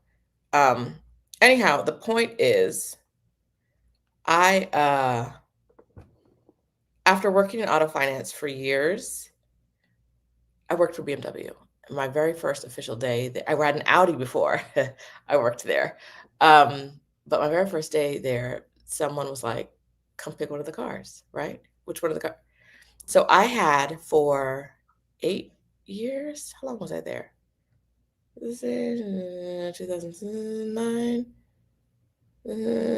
7 years. Every 2 or 3 times a year, I'm getting a car fresh off the factory floor. That's wild. They pay for insurance. They give me money for gas. Fresh. Nobody has been behind the wheel of his car. Fresh off the How do you factory pay floor. for a car after that, though? But Like, how do you pay for a car after that? How do you pay for a car How? after that? Especially because between when I stopped, I bought my Audi used in 2000 and maybe like 7, Mm-hmm. maybe. So when I was looking at cars in 2018, I was like, what are these numbers? Things have changed. Like I worked behind I wrote contracts for car loans and car like leases. I wrote the Got it. form contract. You walk into a BMW dealership, I wrote that contract, right? The thing you Uh-huh. signed, that's me. Your girl did that. But I was never really looking at the numbers they were filling in. Generally Yeah. I kind of knew, but like when I went to look at cars and they were telling me these prices, I was like, on what planet would I pay that much Not Earth. car? Where would I do this? Okay, I want to show you this car, y'all, just because I'm obsessed. Um, so I feel the same way. Like I want to have enough money that I can. Here's what I want to have enough money to do. Let me show y'all. Let me show y'all real quick. I'm gonna share my screen, Let me see this car. Like, what's the build up? girl. The build up. I'm reading comments while you look for this. Okay. Raven is starting a savings group chat. Okay. Somebody said, I walked down the street. I that was is on the so other side of the cool. back end. I looked at it and I said, I think that's a Jag. That is I so, walked I love old Jags. I walked around the front and I said the tarp was over the whole thing. I brought my camera out. A man was in the shop. He walked over, took the tarp off, and went back to what he was doing. Just nodded at me, took the top off. I said, "Is it a Jack?" He said, "Yes." I want enough money in my account that when I walk by a Jag in a place like this is Mexico City, I can be like, "Is it for sale? Who owns this?" Run me That this. that was the moment where I was like, that's really what like this is what my money is for. To be like, I don't want to drive in Mexico City. But I pass a car like this and I'm like, why don't I have Jag money right now? Where is Why it? don't I have walk down the street, see a Jag, buy a Jag money? Really, that's it. Not just Jag money. Walk down the street, see a Jag, a vintage, It's sexy ass vintage. Jag, I would love a vintage and buy Mustang. it right there. I I have said, this oh, vision of me like in a big oh, fro oh. riding in a vintage Mustang. But I feel the same way about properties though. Do Like you? I want to ride by a property and be like, that looks like a dope property. I need to get it right now. Right now. Like I want to Right now. be like in my ideal life, I'm a real estate mogul. Like I just own a bunch of real estate. Like that's my life. I make money off of real estate. Like I wake up and rent money is in my account. I love it's not my dream, but I love that for you. Somebody asked what video did I watch to show it's not too late to accumulate retirement. It was a video on YouTube. Oh, I'm trying to figure out how to get this video to you, friend. I shared it in, you know something? Not to send you to my YouTube. This is not just to get, clicks on my personal Send YouTube. them to the YouTube where However, I shared a video on my YouTube channel called Thriving in 2024. And I talked about the decisions that I made in 2023 that have me thriving this year. And one of them was I maxed out my 401k. mm-hmm. And I saw this video and I shared the video in that. So I actually played the video in that video. Can't tell you at what point of the video I played it, but check that out. It's called Thriving in 2024. It's like the 8 things that I did last year to make this year better. I shared that video in there on that one. Okay. Yeah. Can you share can you find that video real quick? Yeah, I can find The it. link, I'll drop it so people don't have to go search. Easily. Yeah, it's actually one of my favorite videos that I've done recently. Like, I love talking about because last year me was looking out for your girl. Okay, Listen, last year Lib was really setting this year's Lib up for success, and I yes, appreciate her for it. I love that. And a lot of the things that she did made it okay for me to do exactly what you asked me earlier, which is not be in a rush to get another job. Yeah. You know, I had a whole slew of coworkers reach out to me after they found out I got let go and said, how can I help you? Is there anything you need me to do? And I was like, I don't really want to work for nobody right now. I'm good. Thank you, though. I'll let you know. And a few times I actually went online to look at jobs, and I was like, no, I'm good. I'm good. I don't really need it. So I am taking what I feel like is a career break because I've been working for companies for a long time. I did take a break for 1 year. I took a group of people around the world for a year. But right now I feel like here's a time where I get to focus on the things that have been on my someday list. I can make my side projects, my main projects. I can really lean into quit commuting and see what it can be. And I can do some of the things that I've been like, that have just been in my head, like start that newsletter. Like, I just got paid to go to Tulsa there's this show I've been wanting to create on YouTube for a while called Work From. It's a series about how to work remotely in different countries. I've Mhm. been wanting to get this off the ground for 4 years, and Tulsa Remote just paid. They just bought the first episode. Oh, that's amazing. They paid for me to come there to do this episode. So I am right now. I'm not saying I'll never get a job. I'm not saying that I, won't go back into the corporate world. I'm not saying it's a week, a month, 3 months. I don't know how long it's going to be. Right now, I just want to focus on things that I want to do. I just want to do whatever I want. Okay. What do you want to do? Uh I love this question. I like talking about finance. What do I want to do? I want to continue doing the things that have been, kind of on my someday list, which includes creating more content, Mhm. leaning more into talking about personal development and personal growth. Mhm. Um, there's some like the other day I sat down and wrote down like my big crazy dreams that seem impossible, and then my it's kind of crazy, but you could probably do it if you work really hard, and then my this seems doable dreams. I want to Okay. work on those things. I want to. It's so discouraging that the way we live life in the United States is so geared around working and acquiring things. Mhm. And I don't want to, at the end of my life, be thinking that, oh, I spent my life working and acquiring things.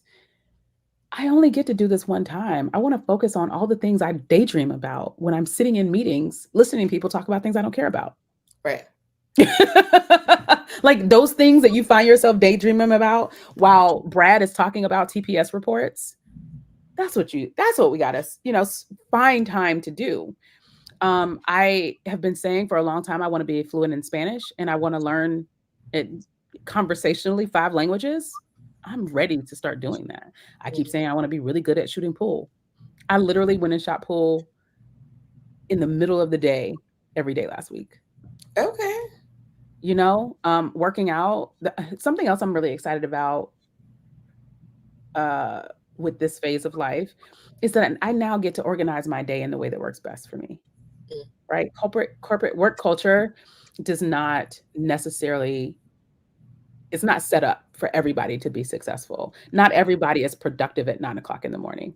Right. I'm personally Or productive at 5 o'clock in the six evening. o'clock in the morning. Six Right. to 11 is my most productive time, Ooh. but I have to go work out at 6 so that I Mhm. can be available at 9 for work, right? But if I could go work out at noon, because come 1 o'clock, I'm useless. 1, 2 o'clock, I'm just clicking tabs. I ain't doing Mm. nothing. So ideally, I can work out at around 1 o'clock, 12 o'clock, or 1 o'clock, and then eat lunch, right? And then start doing the mundane things. Mhm. So now I get to organize my day in the way that works best for is it called circadian rhythms? Whatever, Yeah. my most productive and least productive times. And so I'm excited about figuring out how to master myself at Okay. this. What what is the biggest change you've made since leaving that job? What is the biggest change I've made? Um, no longer feeling like, who do I think I am? And just putting things out. Hmm. Yeah. So a lot of the things that I've always wanted to share um, with the masses, like this newsletter and a lot of the videos that I've been posting, I've always had this little bit of, who does she think she is? Just in the back of my mind. Like, who Mhm. do you think you are talking about how to get unstuck? Who do you think you are talking about how you're thriving this year? And the one of the biggest changes, who do I think I am is a person who wants to share stuff. That's who I think I am. So I've been doing that a lot more. And here soon, I'm going to get a lot more engaged on LinkedIn. I think because I was working a full-time job and running a business on the side, I didn't feel comfortable being that present and visible on LinkedIn. Um, they finna be sick of me. What what do you want from being more present on LinkedIn? I want more speaking opportunities. I Okay. want more speaking engagement opportunities. And I'm also considering doing consulting for Okay. businesses. I'm thinking about offering fractional COO services. It's something I've been thinking about since last year. I've been kind of helping a friend out with her business, and I just got my first client last week. Ooh, Thank congratulations. you. So I'm The going money to is be flowing to you. money is flowing to me. So I am going to be helping a consulting business build their sales operations. In fact, that company is actually sending me to Johannesburg week after next to represent them at an event there. Okay. Hmm. I think that a lot of what we know that a lot of what we hear in society is like working on getting rid of like the negatives in your life. And Yeah. psychology will tell you that like digging into the positives, right? And like leaning into what you're good at is Hmm. really so much more effective. And I say this to say, someone in the comments is the most supportive person I have ever met in my life. Are we about to beef again? No, no, but you know who I'm talking about already. I know who you're talking about. Already. My Like, friend. Yes. okay, see now we have to beef because It's my friend. my friend. Okay, girl. Raven Michelle, our friend Raven, Our friend Raven. is the most positive, supportive, encouraging person. And leaning into that is like what makes working with her a pleasure, Oh right? yeah. Like Absolutely. what are the ways that you and what you do, like what is your best skill? It doesn't even have to be like work related. Like listen, I be calling Raven like, I don't know if you know how to do this, but can you do this for me? Because it doesn't matter. Like it doesn't matter to me if she's good at it or not. Like Yeah. she's a joy to work with. She always said, listen, it's a positive, and she's organized. Um, but I think that's something that we could all kind of take from is Yeah. the whatever things that we're good at, and how do we bring more of that into the world? Hmm. More of that instead of like focusing our energy on the things that we don't know how to do or like we're not good at. Like I am not very, very organized. My skills are people. I know people. Anything you want to do, I know somebody who knows somebody who knows somebody. Yeah. Like I got it. And that is my skill. Um, it's not it's Libria's skill apparently is managing. Libria is so organized as well. And I'd be like, girl, now she's not gonna respond to your email. Yeah. Yeah. She's not gonna respond to that email because she's working on all these organized projects. I will fill out my Asana board and then never look at it again for like 6 months. What was I supposed to be doing? I had all these great project ideas. I forgot all about them. That's not my business. Somebody said, I was like, oh, by the way, I have a client sending me to Joe Uh-huh. Bird and I might be offering fractional CEO service. I did say that real like, I Mhm. did like glaze over that, like, oh yeah, by the way, I'm going to Joburg. I'm going to Joe Bird. Mhm. You know what's wild? Well, In June, I said, I am tired of traveling physically and fiscally. mhm. I'm not going anywhere else unless someone is paying for me to go. Do Okay. you know every trip I've taken since then, I have Oh, not that's right, paid because for? you were in California and now Tulsa. I've not paid Denver. for. I I love went to that. since then, I've gone to Cape Verde, California. Wait, somebody else paid for that? Yes. Not only did they pay for the trip, I got paid to be there.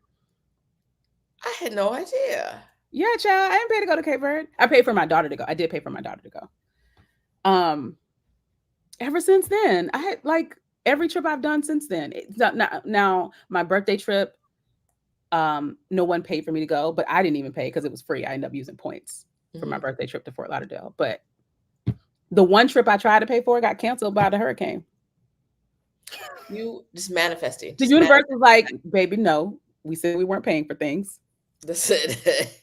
You're not going. You But said and I think that's kind of one of the keys to this lightness where it's like you said people tend to catastrophize things. I have a foundational belief that things will work out. I believe that with everything in me. Like, I don't worry about things working out because they will. And either it works out next week, next month, next year. Whenever it does work out, I also have a foundational and fundamental belief that I am equipped to deal with whatever's happening in between that.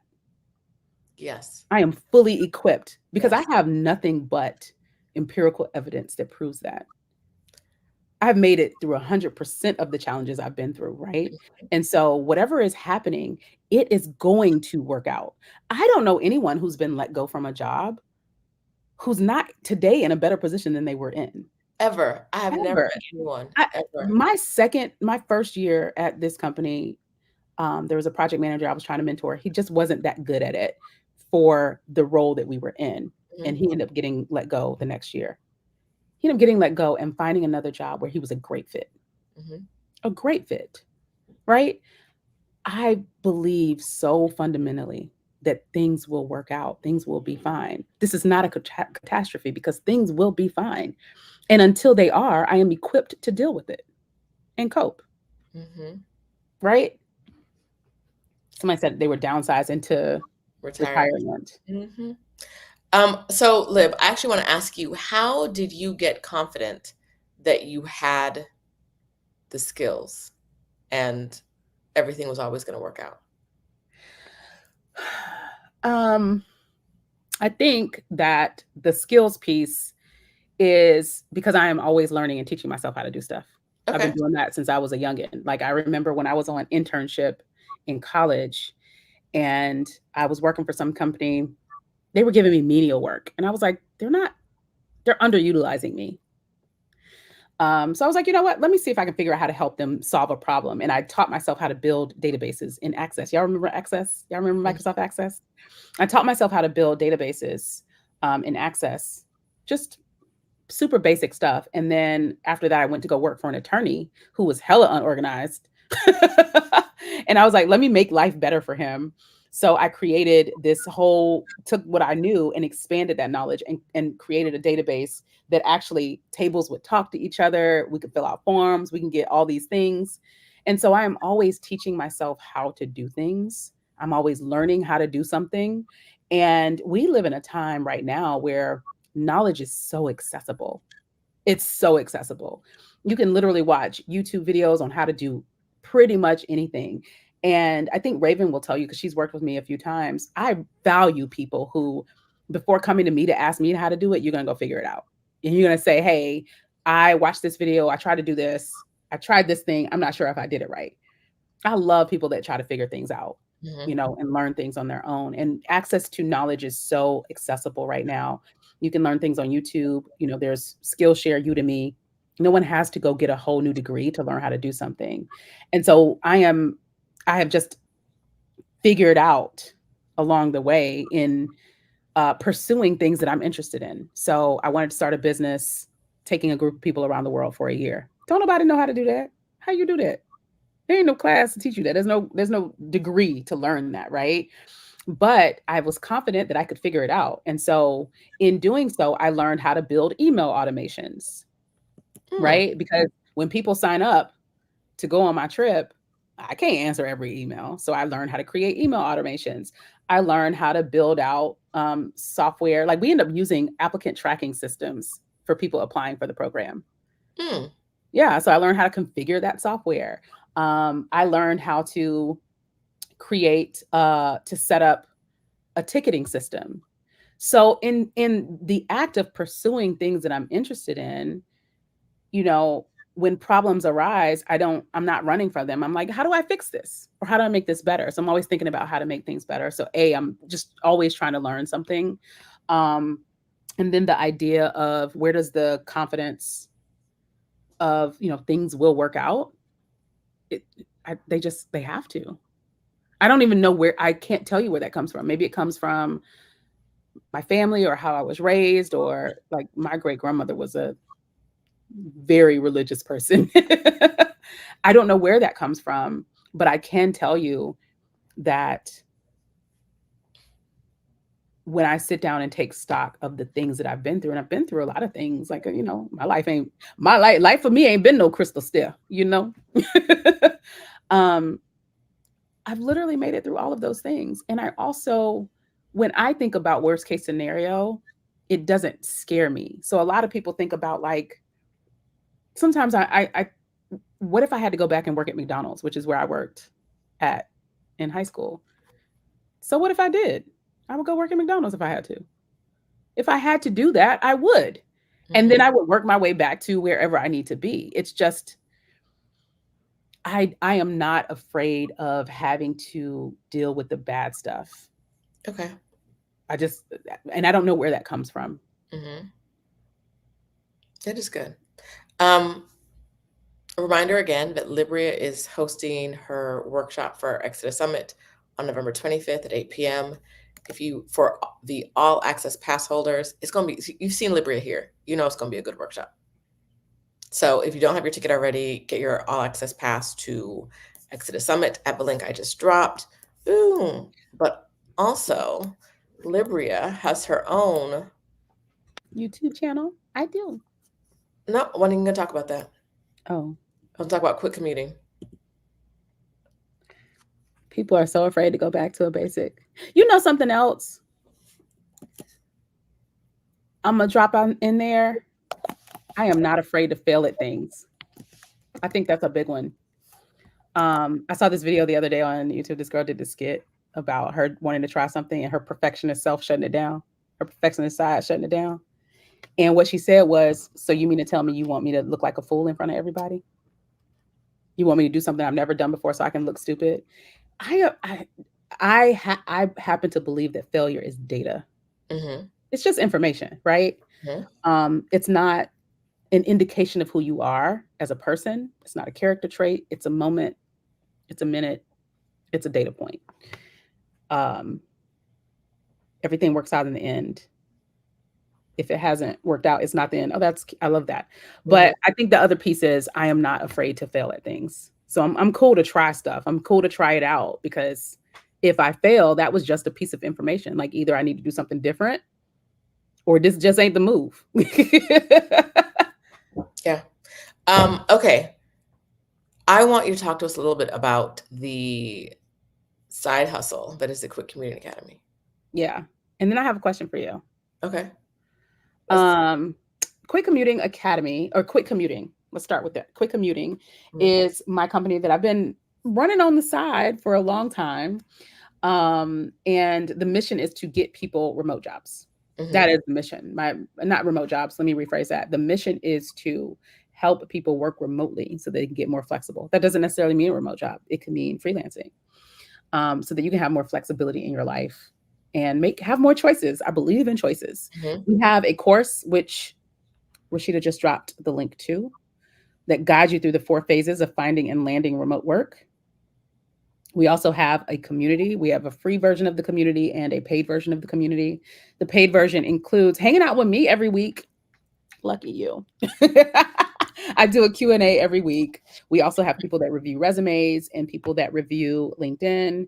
And we host a lot of free events in the community. But if you are a paid member, you get access to the replays of those events. And then we host special sessions. So for instance, Tuesday, we have a recruiter roundtable for anybody that is open to working from the US. It's not outside of the US based role.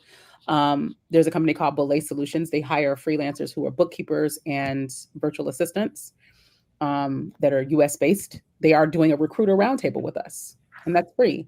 But for our paid members, they are doing a networking session as well. So that's an example of some of the things that we do. And we've done that with a work from anywhere company as well, named one of my favorite companies, Zapier.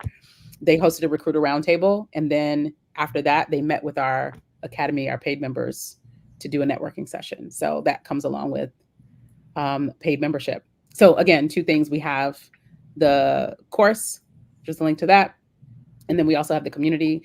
And we have a conference that we did not run this year, but we will be bringing that back next year. Will you? Mm-hmm. Will it be online or in person? It will be online. Okay.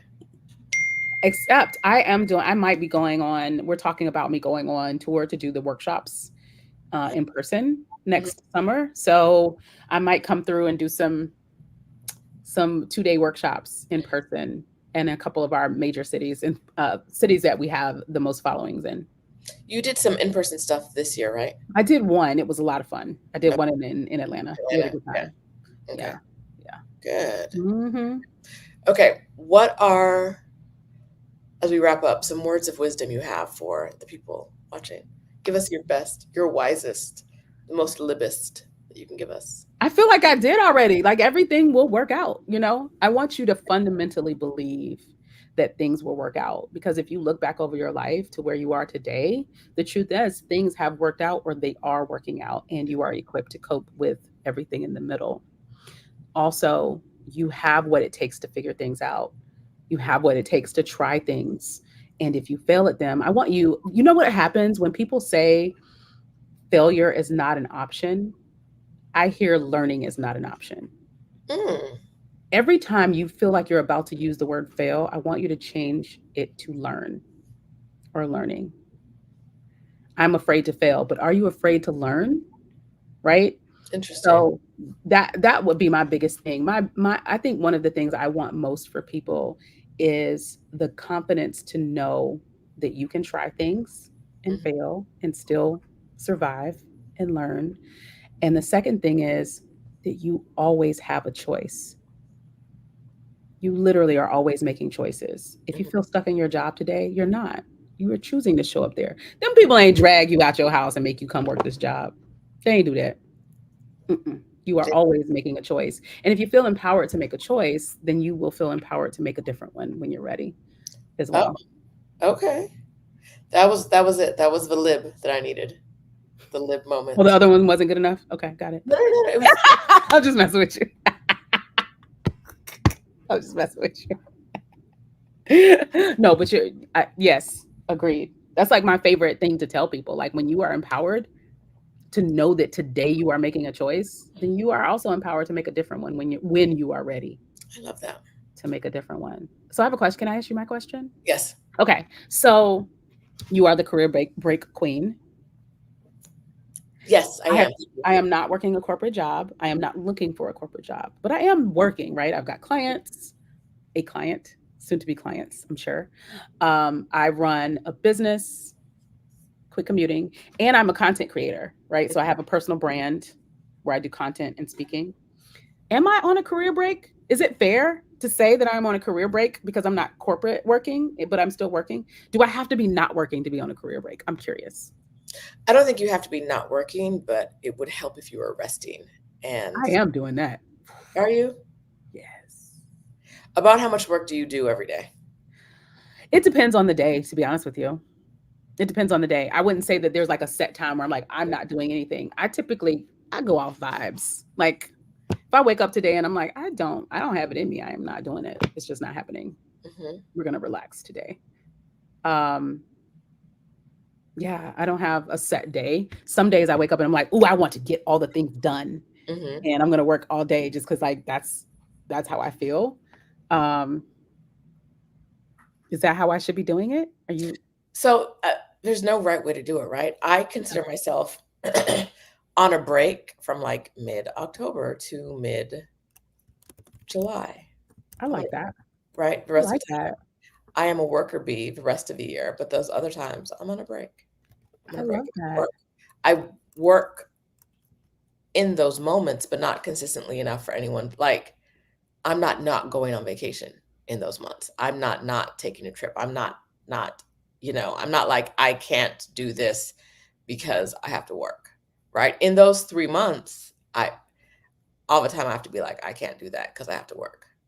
But other Mm, I'm like so I think it's flexible, right? Are yeah, you on a sabbatical? Are you on a career break? I think it depends on what you want to call it. But I do think that it's not about you, it's about people in general. We if you're type A and you're coming from like a corporate work environment, we tend to underestimate how much time we are in a work zone looking yeah, at the computer. Even if you've got Netflix on, you still have your laptop on and you've told yourself you're working, right? yeah, And overestimate how much time we are not working because not working any amount of not work feels great now because we've been in that solid work yeah, zone. for so Yeah, long. I agree with that. And I'm addicted to productivity. Mhm.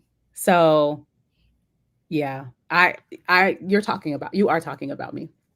And just the other day, I was like, oh man, it's Friday. And I was like, why am I excited? It's Friday. I don't have a corporate job. Friday can be any day for me. Like, what am I Right, doing? right. And so I was like, well, maybe I should define what my work week looks like. Like, do I work? Because I actually get a lot done on Saturdays. Mhm, Saturdays are like very productive for me. Um, so maybe my weekend is Monday and Wednesday or whenever I feel like it. But yeah, to your point, I have been working for so long. mhm. Layer on my productivity addiction, I sometimes don't realize that I'm still working Yes. What when I I have think to I'm do not. is I have days where I'm like, I block off the whole day. Every Wednesday is blocked off. I do Yeah. not do any work. Most Saturdays, I do a coaching every other Saturday for like 2 hours. Mhm. Saturdays are blocked off. Those are like not work days. The rest of the day, rest of the week, wherever work flows in and I feel like I get in the spirit, I'm never really in the spirit. But if I do feel the spirit or the deadline, sure, I'll do it. But those two Ah, days you're my role model. are just like, because if I don't, I will,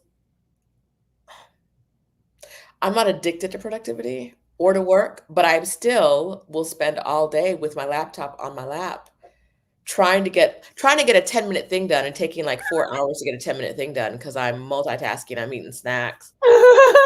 No, I'm Apple getting with a one lot hand, done. scroll on my phone with the other, and I'm like, that's Yeah, not and your the way I brain is rebuking it. should. And so, but those 2 days, I'm like, "No laptop. Like, let's go outside. Make sure we go outside, do something else, see something else," Yeah. right? If you've Have you read The Artist's Way by Julia Cameron? No, it's on my list. It's been on my list for a long time. I should just go ahead and start reading it. You should. I'll just read it next month. It's been on my list for a while, and Okay. it's popped up in my sphere a lot for the Yeah. last month, I want to say. So I think the universe is saying, "Baby, go on read it."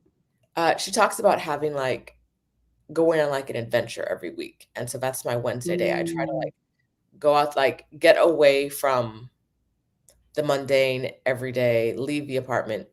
I don't always do it, but I try to like say, this is a day where if I want to go to the flower market and get overstimulated by like the thousands of people selling flowers in there, like this is the day to do that. This is the day. This is a day to go do something that's not something I would normally do.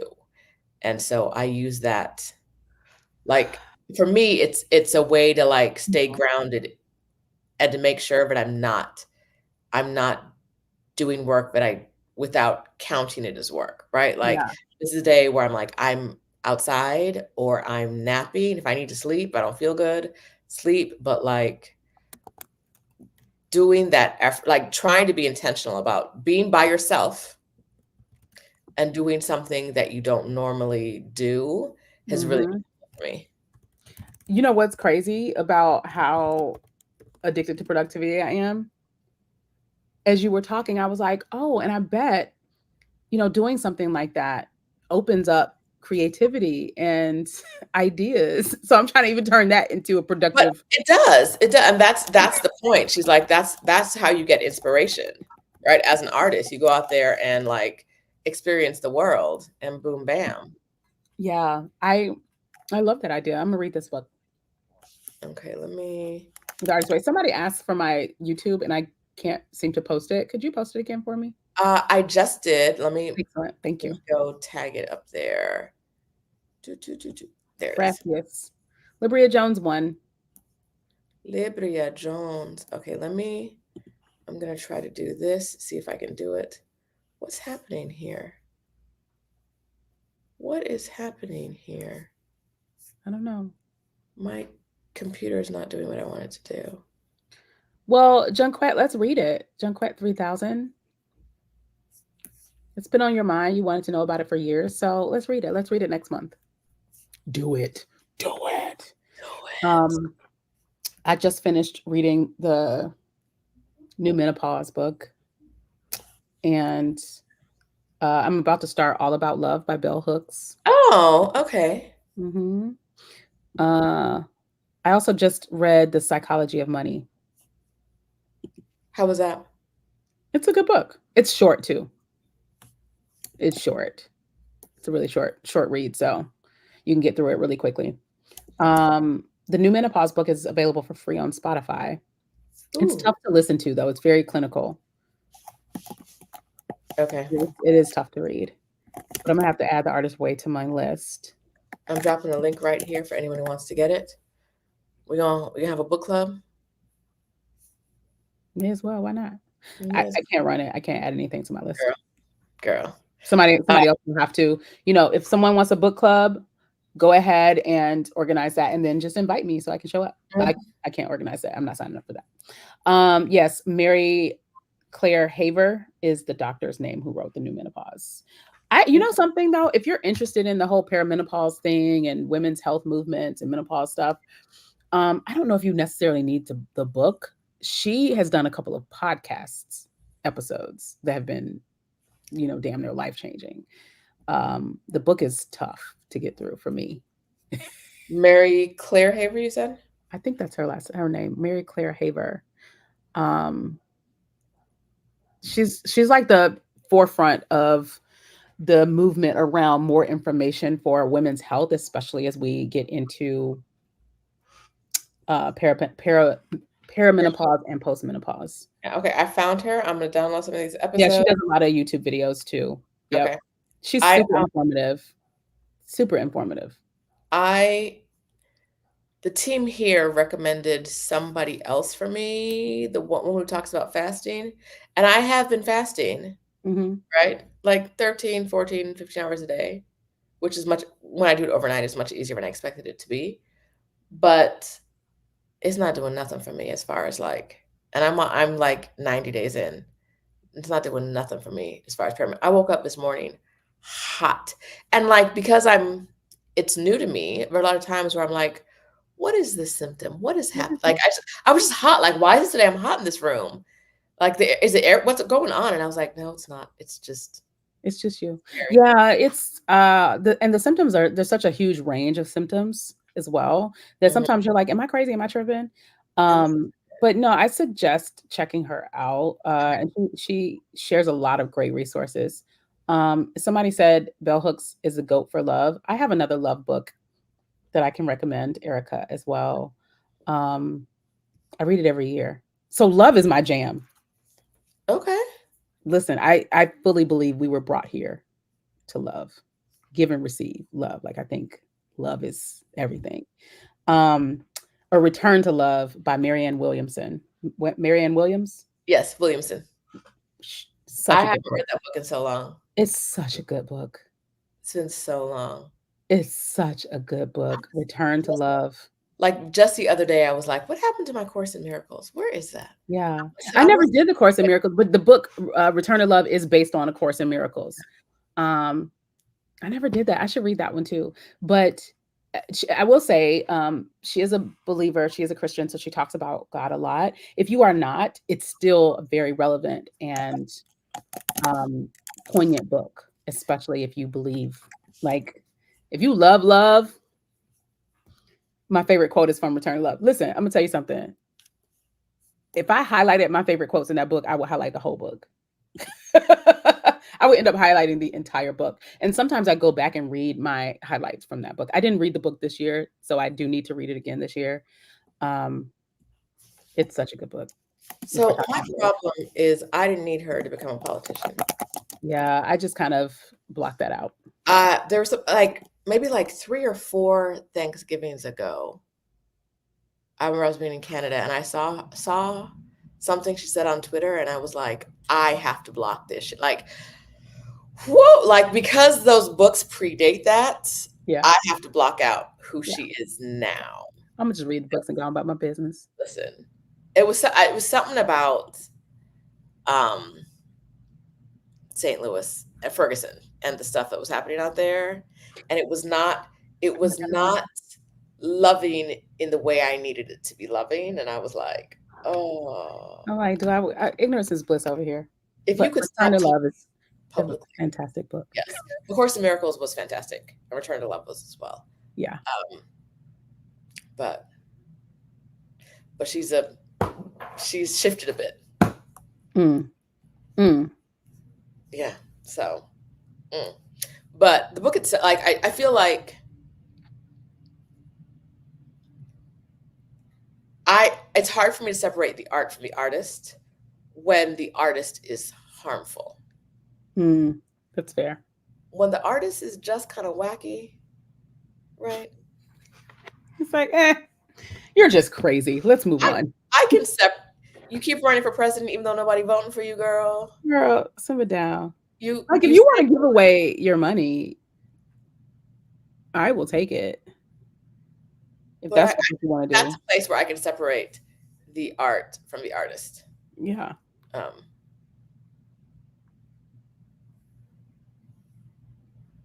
yeah, I don't. Someone else mentioned something about her politics and regarding Palestine, and I'm like, I don't truck with her now, but them other books, I can listen.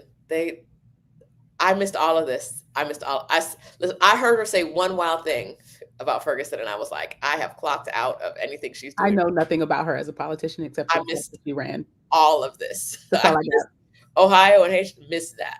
I just know that like I can't hear nothing she says because the books are good. I'm gonna just stick with a return to love and mind Yeah. my business. And that essay she wrote that is quoted in movies a lot, right? Yes. What is our wildest fear? What is our biggest fear? Our biggest fear is that we are powerful beyond measure. Hmm. That was such a good one. You know what's crazy? A lot of people used to attribute that to Mandela. Yes. It's a quote from her. Because he said it somewhere. Yeah, He she wrote quoted that. her somewhere. Yeah. Yeah, Um. such a good essay. Yeah. Okay. Woo. Okay. So actually, I'm a block or two away from a Barnes and Noble, and I never have physical books anymore. I'm pretty much only an ebook person at this point. And so I was wondering, like, do I want to go down there and get a book? And if I do get a book, like a physical book, what is that physical book going to be? That's my question. So if you guys have recommendations for a physical book I should check out in Barnes and Noble, What since kind I of book never would see. you like? Would you like something entertaining, inspiring?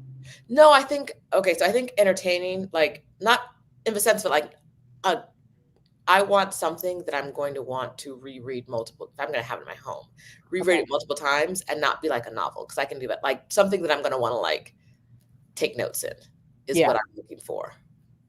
And I don't know.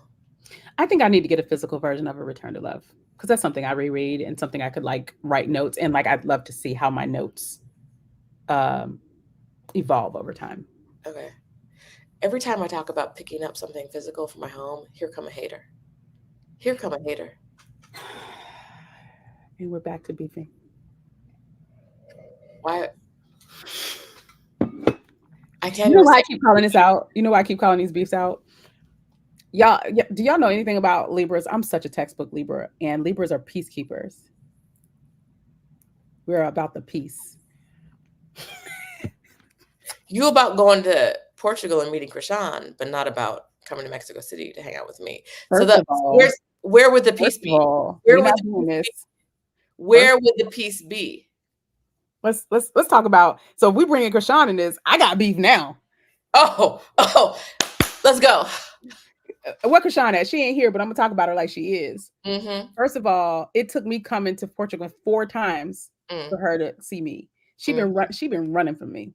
Mm-hmm. I messaged her. I was like, if you don't want to see me, just say that. Mm-hmm. So you Secondly, tried 4 times, is what I heard. no. What I heard is that you tried 4 times. Let's be very clear. I've been to Portugal for 4 reasons. And 2 of them were conferences. nobody I cares. went to Portugal twice for conferences. Nobody cares. The other 2 times, it was I landed there to get to Cape Verde. Nobody cares. And I left Cape Verde and came back to Portugal. Nobody cares. But when were you Now, I will tell you, I do have a string of messages of me trying to come see you and you telling me you're not going to be there. What's the point? When you say that, looking in the camera, getting your head all close, what's your little raggedy point? My little raggedy point is don't act like I ain't tried to see you, friend. Every time I'm like, hey, I'm going to come through. Are you going to be there? You like, nah, fam. And yet you haven't. Because you ain't there when I'm trying to come. Like, God, this is math. This is math. Who does math? Why? This is regular math. Why 1 would I? minus 1 equals 0. If my behind is there and you ain't there, why am I there? Math. You think you're making good points, huh? No, we don't I know math I over am. Come here. on now. There's no I'm math a on Libra. I me. do this Now for you going fun. to We Vietnam, debate for like you fun. sent me. I don't. I'm just letting you know.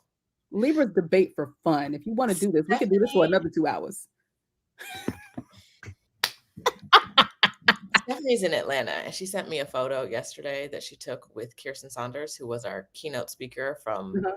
Exodus Summit 2022. The way I cursed at her, the way I cursed at You're such a Stephanie. hater. It's so cute. It's Why adorable. would you? She said, "I think I have a photo I think is gonna make you mad." Then why are you sending it to me? Why did you say it with an excited voice? Why are you sending it to me? The way I keep putting my forehead in this camera is hilarious. Girl, I'm gonna tell you, I was like, this is just it's the disrespect. Oh wait. She asked me for a photo because I had a wedding and I sent it. She's like, "Oh, you're pretty." Oh wait. I think I have a picture that'll make you jealous. Should I send it now? Okay, so that's petty. Ain't it? As the official diplomat and mediator and expert on fairness and justice. I That was think the petty. picture was gonna make you jealous. I said, what? That was petty. What? You know what? Some people. So if you go to Vietnam before I meet you, just know, I mean, you can always come to Tallahassee. Why it always fully, got to be about me going to Mexico? fully season. Who want to go to Tallahassee? Come on. People in Okay. Tallahassee don't want to go to I'm Tallahassee. here. I'm here. Come Yes, through. yes, you are here. America has a problem.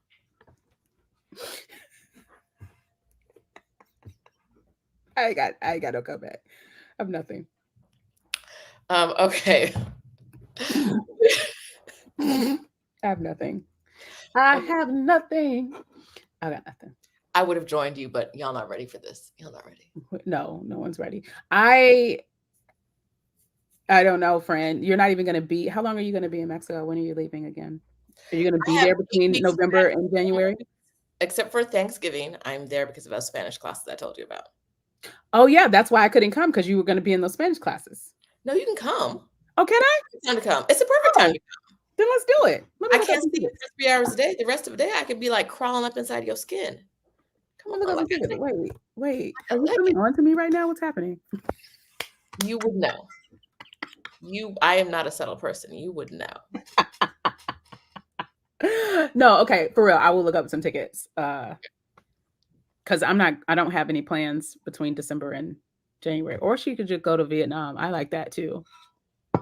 Thank you, Wendy. I have been to Vietnam. Because I ain't supposed to be paying to go nowhere. I don't need to go back to Vietnam. I do. Are you getting paid to go to Vietnam? Is No. someone paying for it? I said for the rest of this year. Mm. I said for the rest of this year, I wasn't paying to go anywhere. But so I can come see you in January. My Where Spanish you want to send me a ticket, girl? I can get flued out now. my Spanish classes are you hitting on me? I can Excuse get me. flued out. I mean, you cute. Are you hitting I on mean, me? you cute. Because Oh Lord, we've been on here for way too long. It's guys, it's coffee in here. It's not alcohol. Are we sure? This is just how I am. Okay. It's just who I am. All right. We Shoulda should don't do Vietnam. I need a story. Why don't you do Vietnam? Man went in my purse once, stole my entire wallet. I was in Hanoi for 3 days and Ho Chi Minh for 3 different trips from Thailand. First 3 days in Hanoi, very first day, someone reached in my purse, got my wallet. Have you been in the big cities in Vietnam? Mm-hmm. So I don't remember. I think it was Ho Chi Minh was where second time, and you know how they're like, we don't care about your stupid rules. We're gonna ride these little scooters on the sidewalk because there's so much traffic. But it's incredibly hard to move. I like to walk through places, and it's incredibly hard. Both those cities are incredibly hard to walk through because there's nowhere to cross the street. There's no lights or nothing to cross the street. Right. Taking life in your hand and hoping someone's gonna stop. Okay. And they will ride past. They don't want to stop at the lights. They're gonna ride past you on the sidewalk. This man riding past me on the sidewalk one day, tried to snatch my camera out of my hand. I think it was Ho Chi Minh, 3 days each, and in both those cities, someone tried to gaffle I was like, Y'all wild.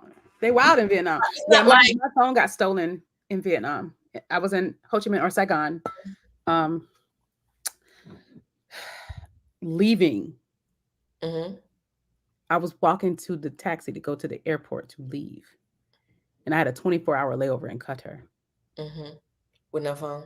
And somebody drove by, just like you said, on the sidewalk on a moped. I was looking at my phone to make sure the taxi Mm-hmm. tags were right. This man didn't even break stride, snatched my phone out my hand and kept riding, left me standing there with my pop socket, looking like just happened. Mm-hmm. Yeah. Yeah. So I mean, you're not wrong. No. But like Stephanie's going to, I think, Hoi An. And I'm I gonna was go in to Da Nang Hawaii. for a week and I enjoyed Da Nang. Like I enjoy the beachfront cities, the like smaller cities. I think they are lovely. Yeah. That's But why I'm going because I wasn't there long enough to visit the smaller city. Well, I'm going for Lunar New Year to visit my friend mhm, and his wife's family because I haven't seen them since the wedding. And then I'm gonna stay so that I can visit some of the smaller cities. yeah. And because I love pho. I just feel like I traveled that was in 2018. I traveled around the world for a year. I did not have any crimes happen to me anywhere else. And getting robbed or an attempted robbery twice in one country, I was I like, mean, understood. it feels like a sign. Understood. Like I should, That's fair. it's not for me. Zayan got her phone stolen from her in Prague on the train in Prague. This guy, somebody Oh, stole her phone out of her back pocket, which she shouldn't have had her phone in her back pocket. And then she caught someone on the train trying to steal something from somebody else.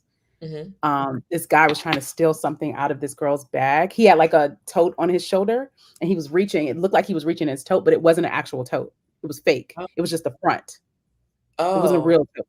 He was right. reaching through it, reaching for this girl's Get bag, and my her. daughter saw him and told the girl to put her bag on Uh-huh. her front. She was like, "Can you should move your bag." Mm. And then I could see the dude staring at my daughter through the window, and I was like, "Girl, let's just get off on the next stop. He'll need to see what our actual stop is. Let's just go." But yeah, she caught somebody trying to steal, and she got her phone stolen from her on the Yeah. thing in Prague. I mean, crime happens everywhere, Yeah, right?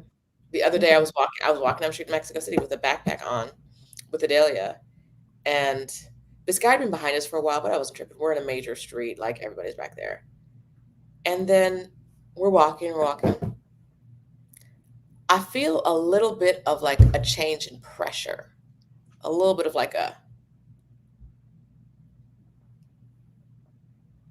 and being in someone else's country, I'm trying to walk the line carefully between being not treating people who live in this country like criminals. right. So fuck politeness. Like, what are we doing? Back up off So me. Yeah, I immediately like just it was my backpack was fully in my bag. I immediately swung it around to my front, see that it is now one of the zippers is now like partially unzipped, and immediately this man's been behind us for a while.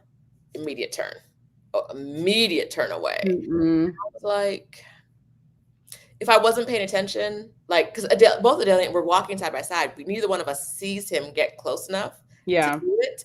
I just felt it. yeah. Like, oh no. Um, That's wild. I struggle with that a little bit. Like, I don't want to be the person like snatching my purse Yeah, closer when yeah. someone walks by, but also, But also vigilance. right? That's fair. So, okay. Long story short, you ain't trying to go to Vietnam.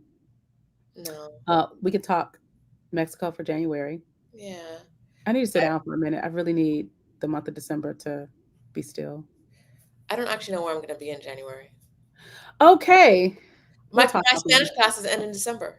We'll talk offline then. We'll figure this out. We'll figure something out. Because I'm so tired of you coming for me every time we get on a live. You stay coming for What else me. would I do? That All Taurus right. energy, man. November 25th, 8 p.m. Eastern Time, Libryia is hosting the workshop for Exodus Summit. Work. You're going to bring a pen or some mascara and you're going to boop, boop, boop, We're going to get some stuff done that you've been saying you're going to do. You've been meaning to do. You've been thinking about doing. You don't want to do. Yes. It ain't done because you don't want to do it. Because let's be honest, like updating resumes and LinkedIn and stuff like that, like nobody wants to do that. And Mhm. then like a lot of people will go look for jobs and then just save them. They'll be like, yeah, I'm gonna come back and apply for that. No. They don't. I'm always like, I'm gonna update my LinkedIn and put more. Mhm. And not So because I you're need gonna a do some job, but I other think that, to things your that point, you it's just a good place to have mhm. a online presence, Yeah, right? If you want speaking gigs, if you want any of those yeah, things. yeah. LinkedIn is good for that. You know, you can create an automation to do that too. Get away from me. So let me tell you this right quick. No. So I know someone who created this automation where like if you like see articles and stuff like that or interesting posts, they copy and paste the link to it in a spreadsheet, and this automation summarizes it, comes up with a few like like a cute little caption, and then it automatically creates a post for LinkedIn, and it can automatically post it for you on top of it. As long as you review it and approve it and be like, yeah, I like this, and it'll automatically post it as well. And I know how to build stuff like that. Ew. Hmm. Do you hear how efficient that sounds? That'll make you a little nauseous. It's so like put together.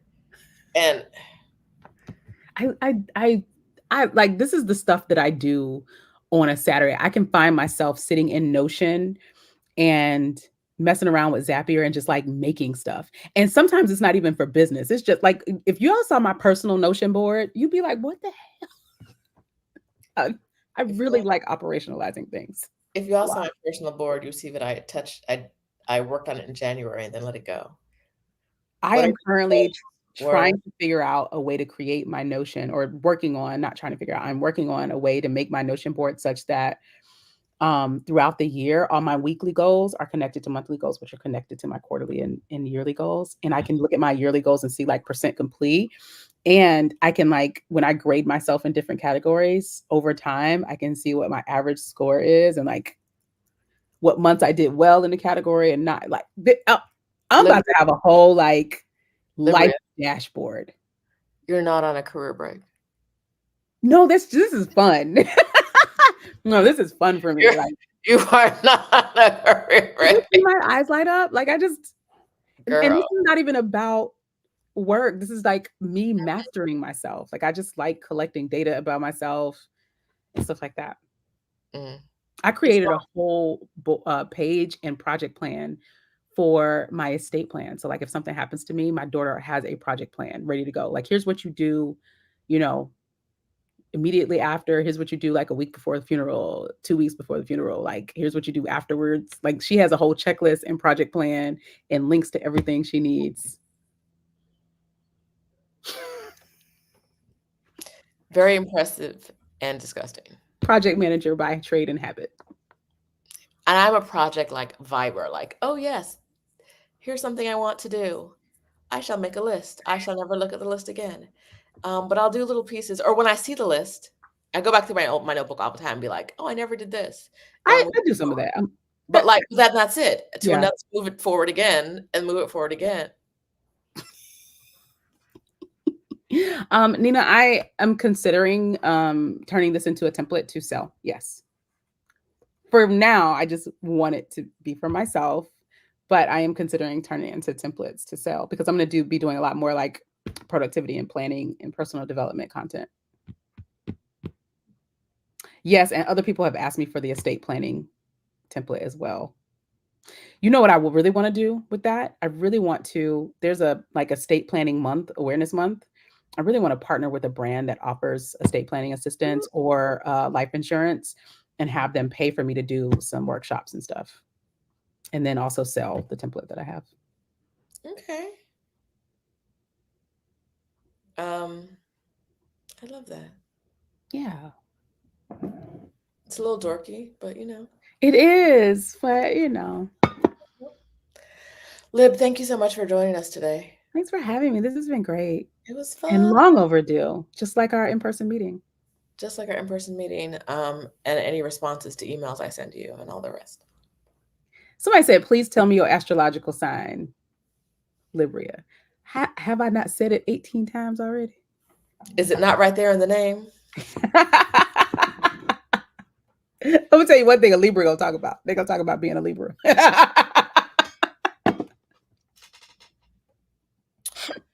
Mm. Thank you for having me, Rashida. This has Thank been you for great. being here. This was fun. This was fun. We were like, we're gonna talk about anything. Anything. Um, I've learned a lot about you. Yeah, you'll learn even more when we finally get to hang out. I'm not.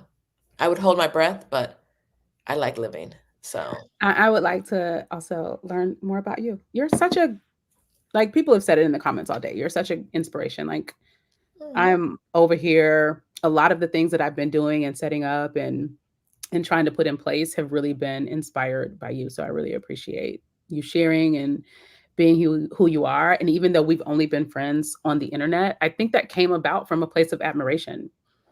I think we got connected because I admired what you were doing mhm. and how you were doing it. So And I've always admired what you're doing, even though like it wasn't even your main thing. It was like your side hustle. It's like so amazing that like you're known and known so well for something that wasn't even like your full-time thing, right? And being the remote work queen has opened up so many doors for so many people. yeah. You're always so generous with your time. I love that about you. Oh, I love you back. I love that about you. All right, y'all. It's gonna be a love fest forever. And you'll see her again. You can join the Quick Community Academy. Let me drop the link. Let me drop the link. Let me drop the link. Um, or get your ticket to the or both. Get your ticket to the workshop at Exodus Summit. What do you have an idea now of like what more specifically the kind of work we're going to be doing together at the workshop? I am trying to decide. I kind of hinted at it earlier. It will either be that we are actually applying for jobs, we are actually updating our LinkedIn and our resume. I think it's going to be based on what I feel people need the most, and I think people need LinkedIn the most. Mm, Resumes are hard, but there's so many people that update resumes. There are just so many people running from LinkedIn, and so what I would love to do is approach that session from a standpoint of here's what you minimally need to have on LinkedIn, and let's just do it. Let's not talk about it so that you can go off and not do it. Let's just do it together. Because here's the other thing. I also need to update my LinkedIn. uh, And then the other thing I want to do is spend time connecting with actual people mhm. on LinkedIn, and showing people how to connect and network. And then the last thing is setting up some of the AI tools that I've talked about as well. Okay. Yeah. Okay. Let's do a little vote in the group at some point and ask them Yeah. what they really need so we Yeah. can get it right. And I may based on that give them some pre-work to do so that we can use Ooh. the time the most effectively. Since we have about a month, Hmm. right, before that session comes. I want people to get the most out of that as possible. Okay. Nina, it is November 25th at 8 p.m. Eastern time. Okay. Raven is in Thailand. She's in Bangkok. I'm gonna tell her business. Did you want to tell people that? She posted it on the internet. I missed that. Oh, I you don't, didn't know? I don't know why you're keeping up with my friend Raven like that. She said she's in KO actually. Kuala Lumpur. Mm. I was supposed to be in Thailand. Goodbye. She asked me to come to Thailand and hang out with her. Goodbye. Did she ask you? Goodbye. Bye.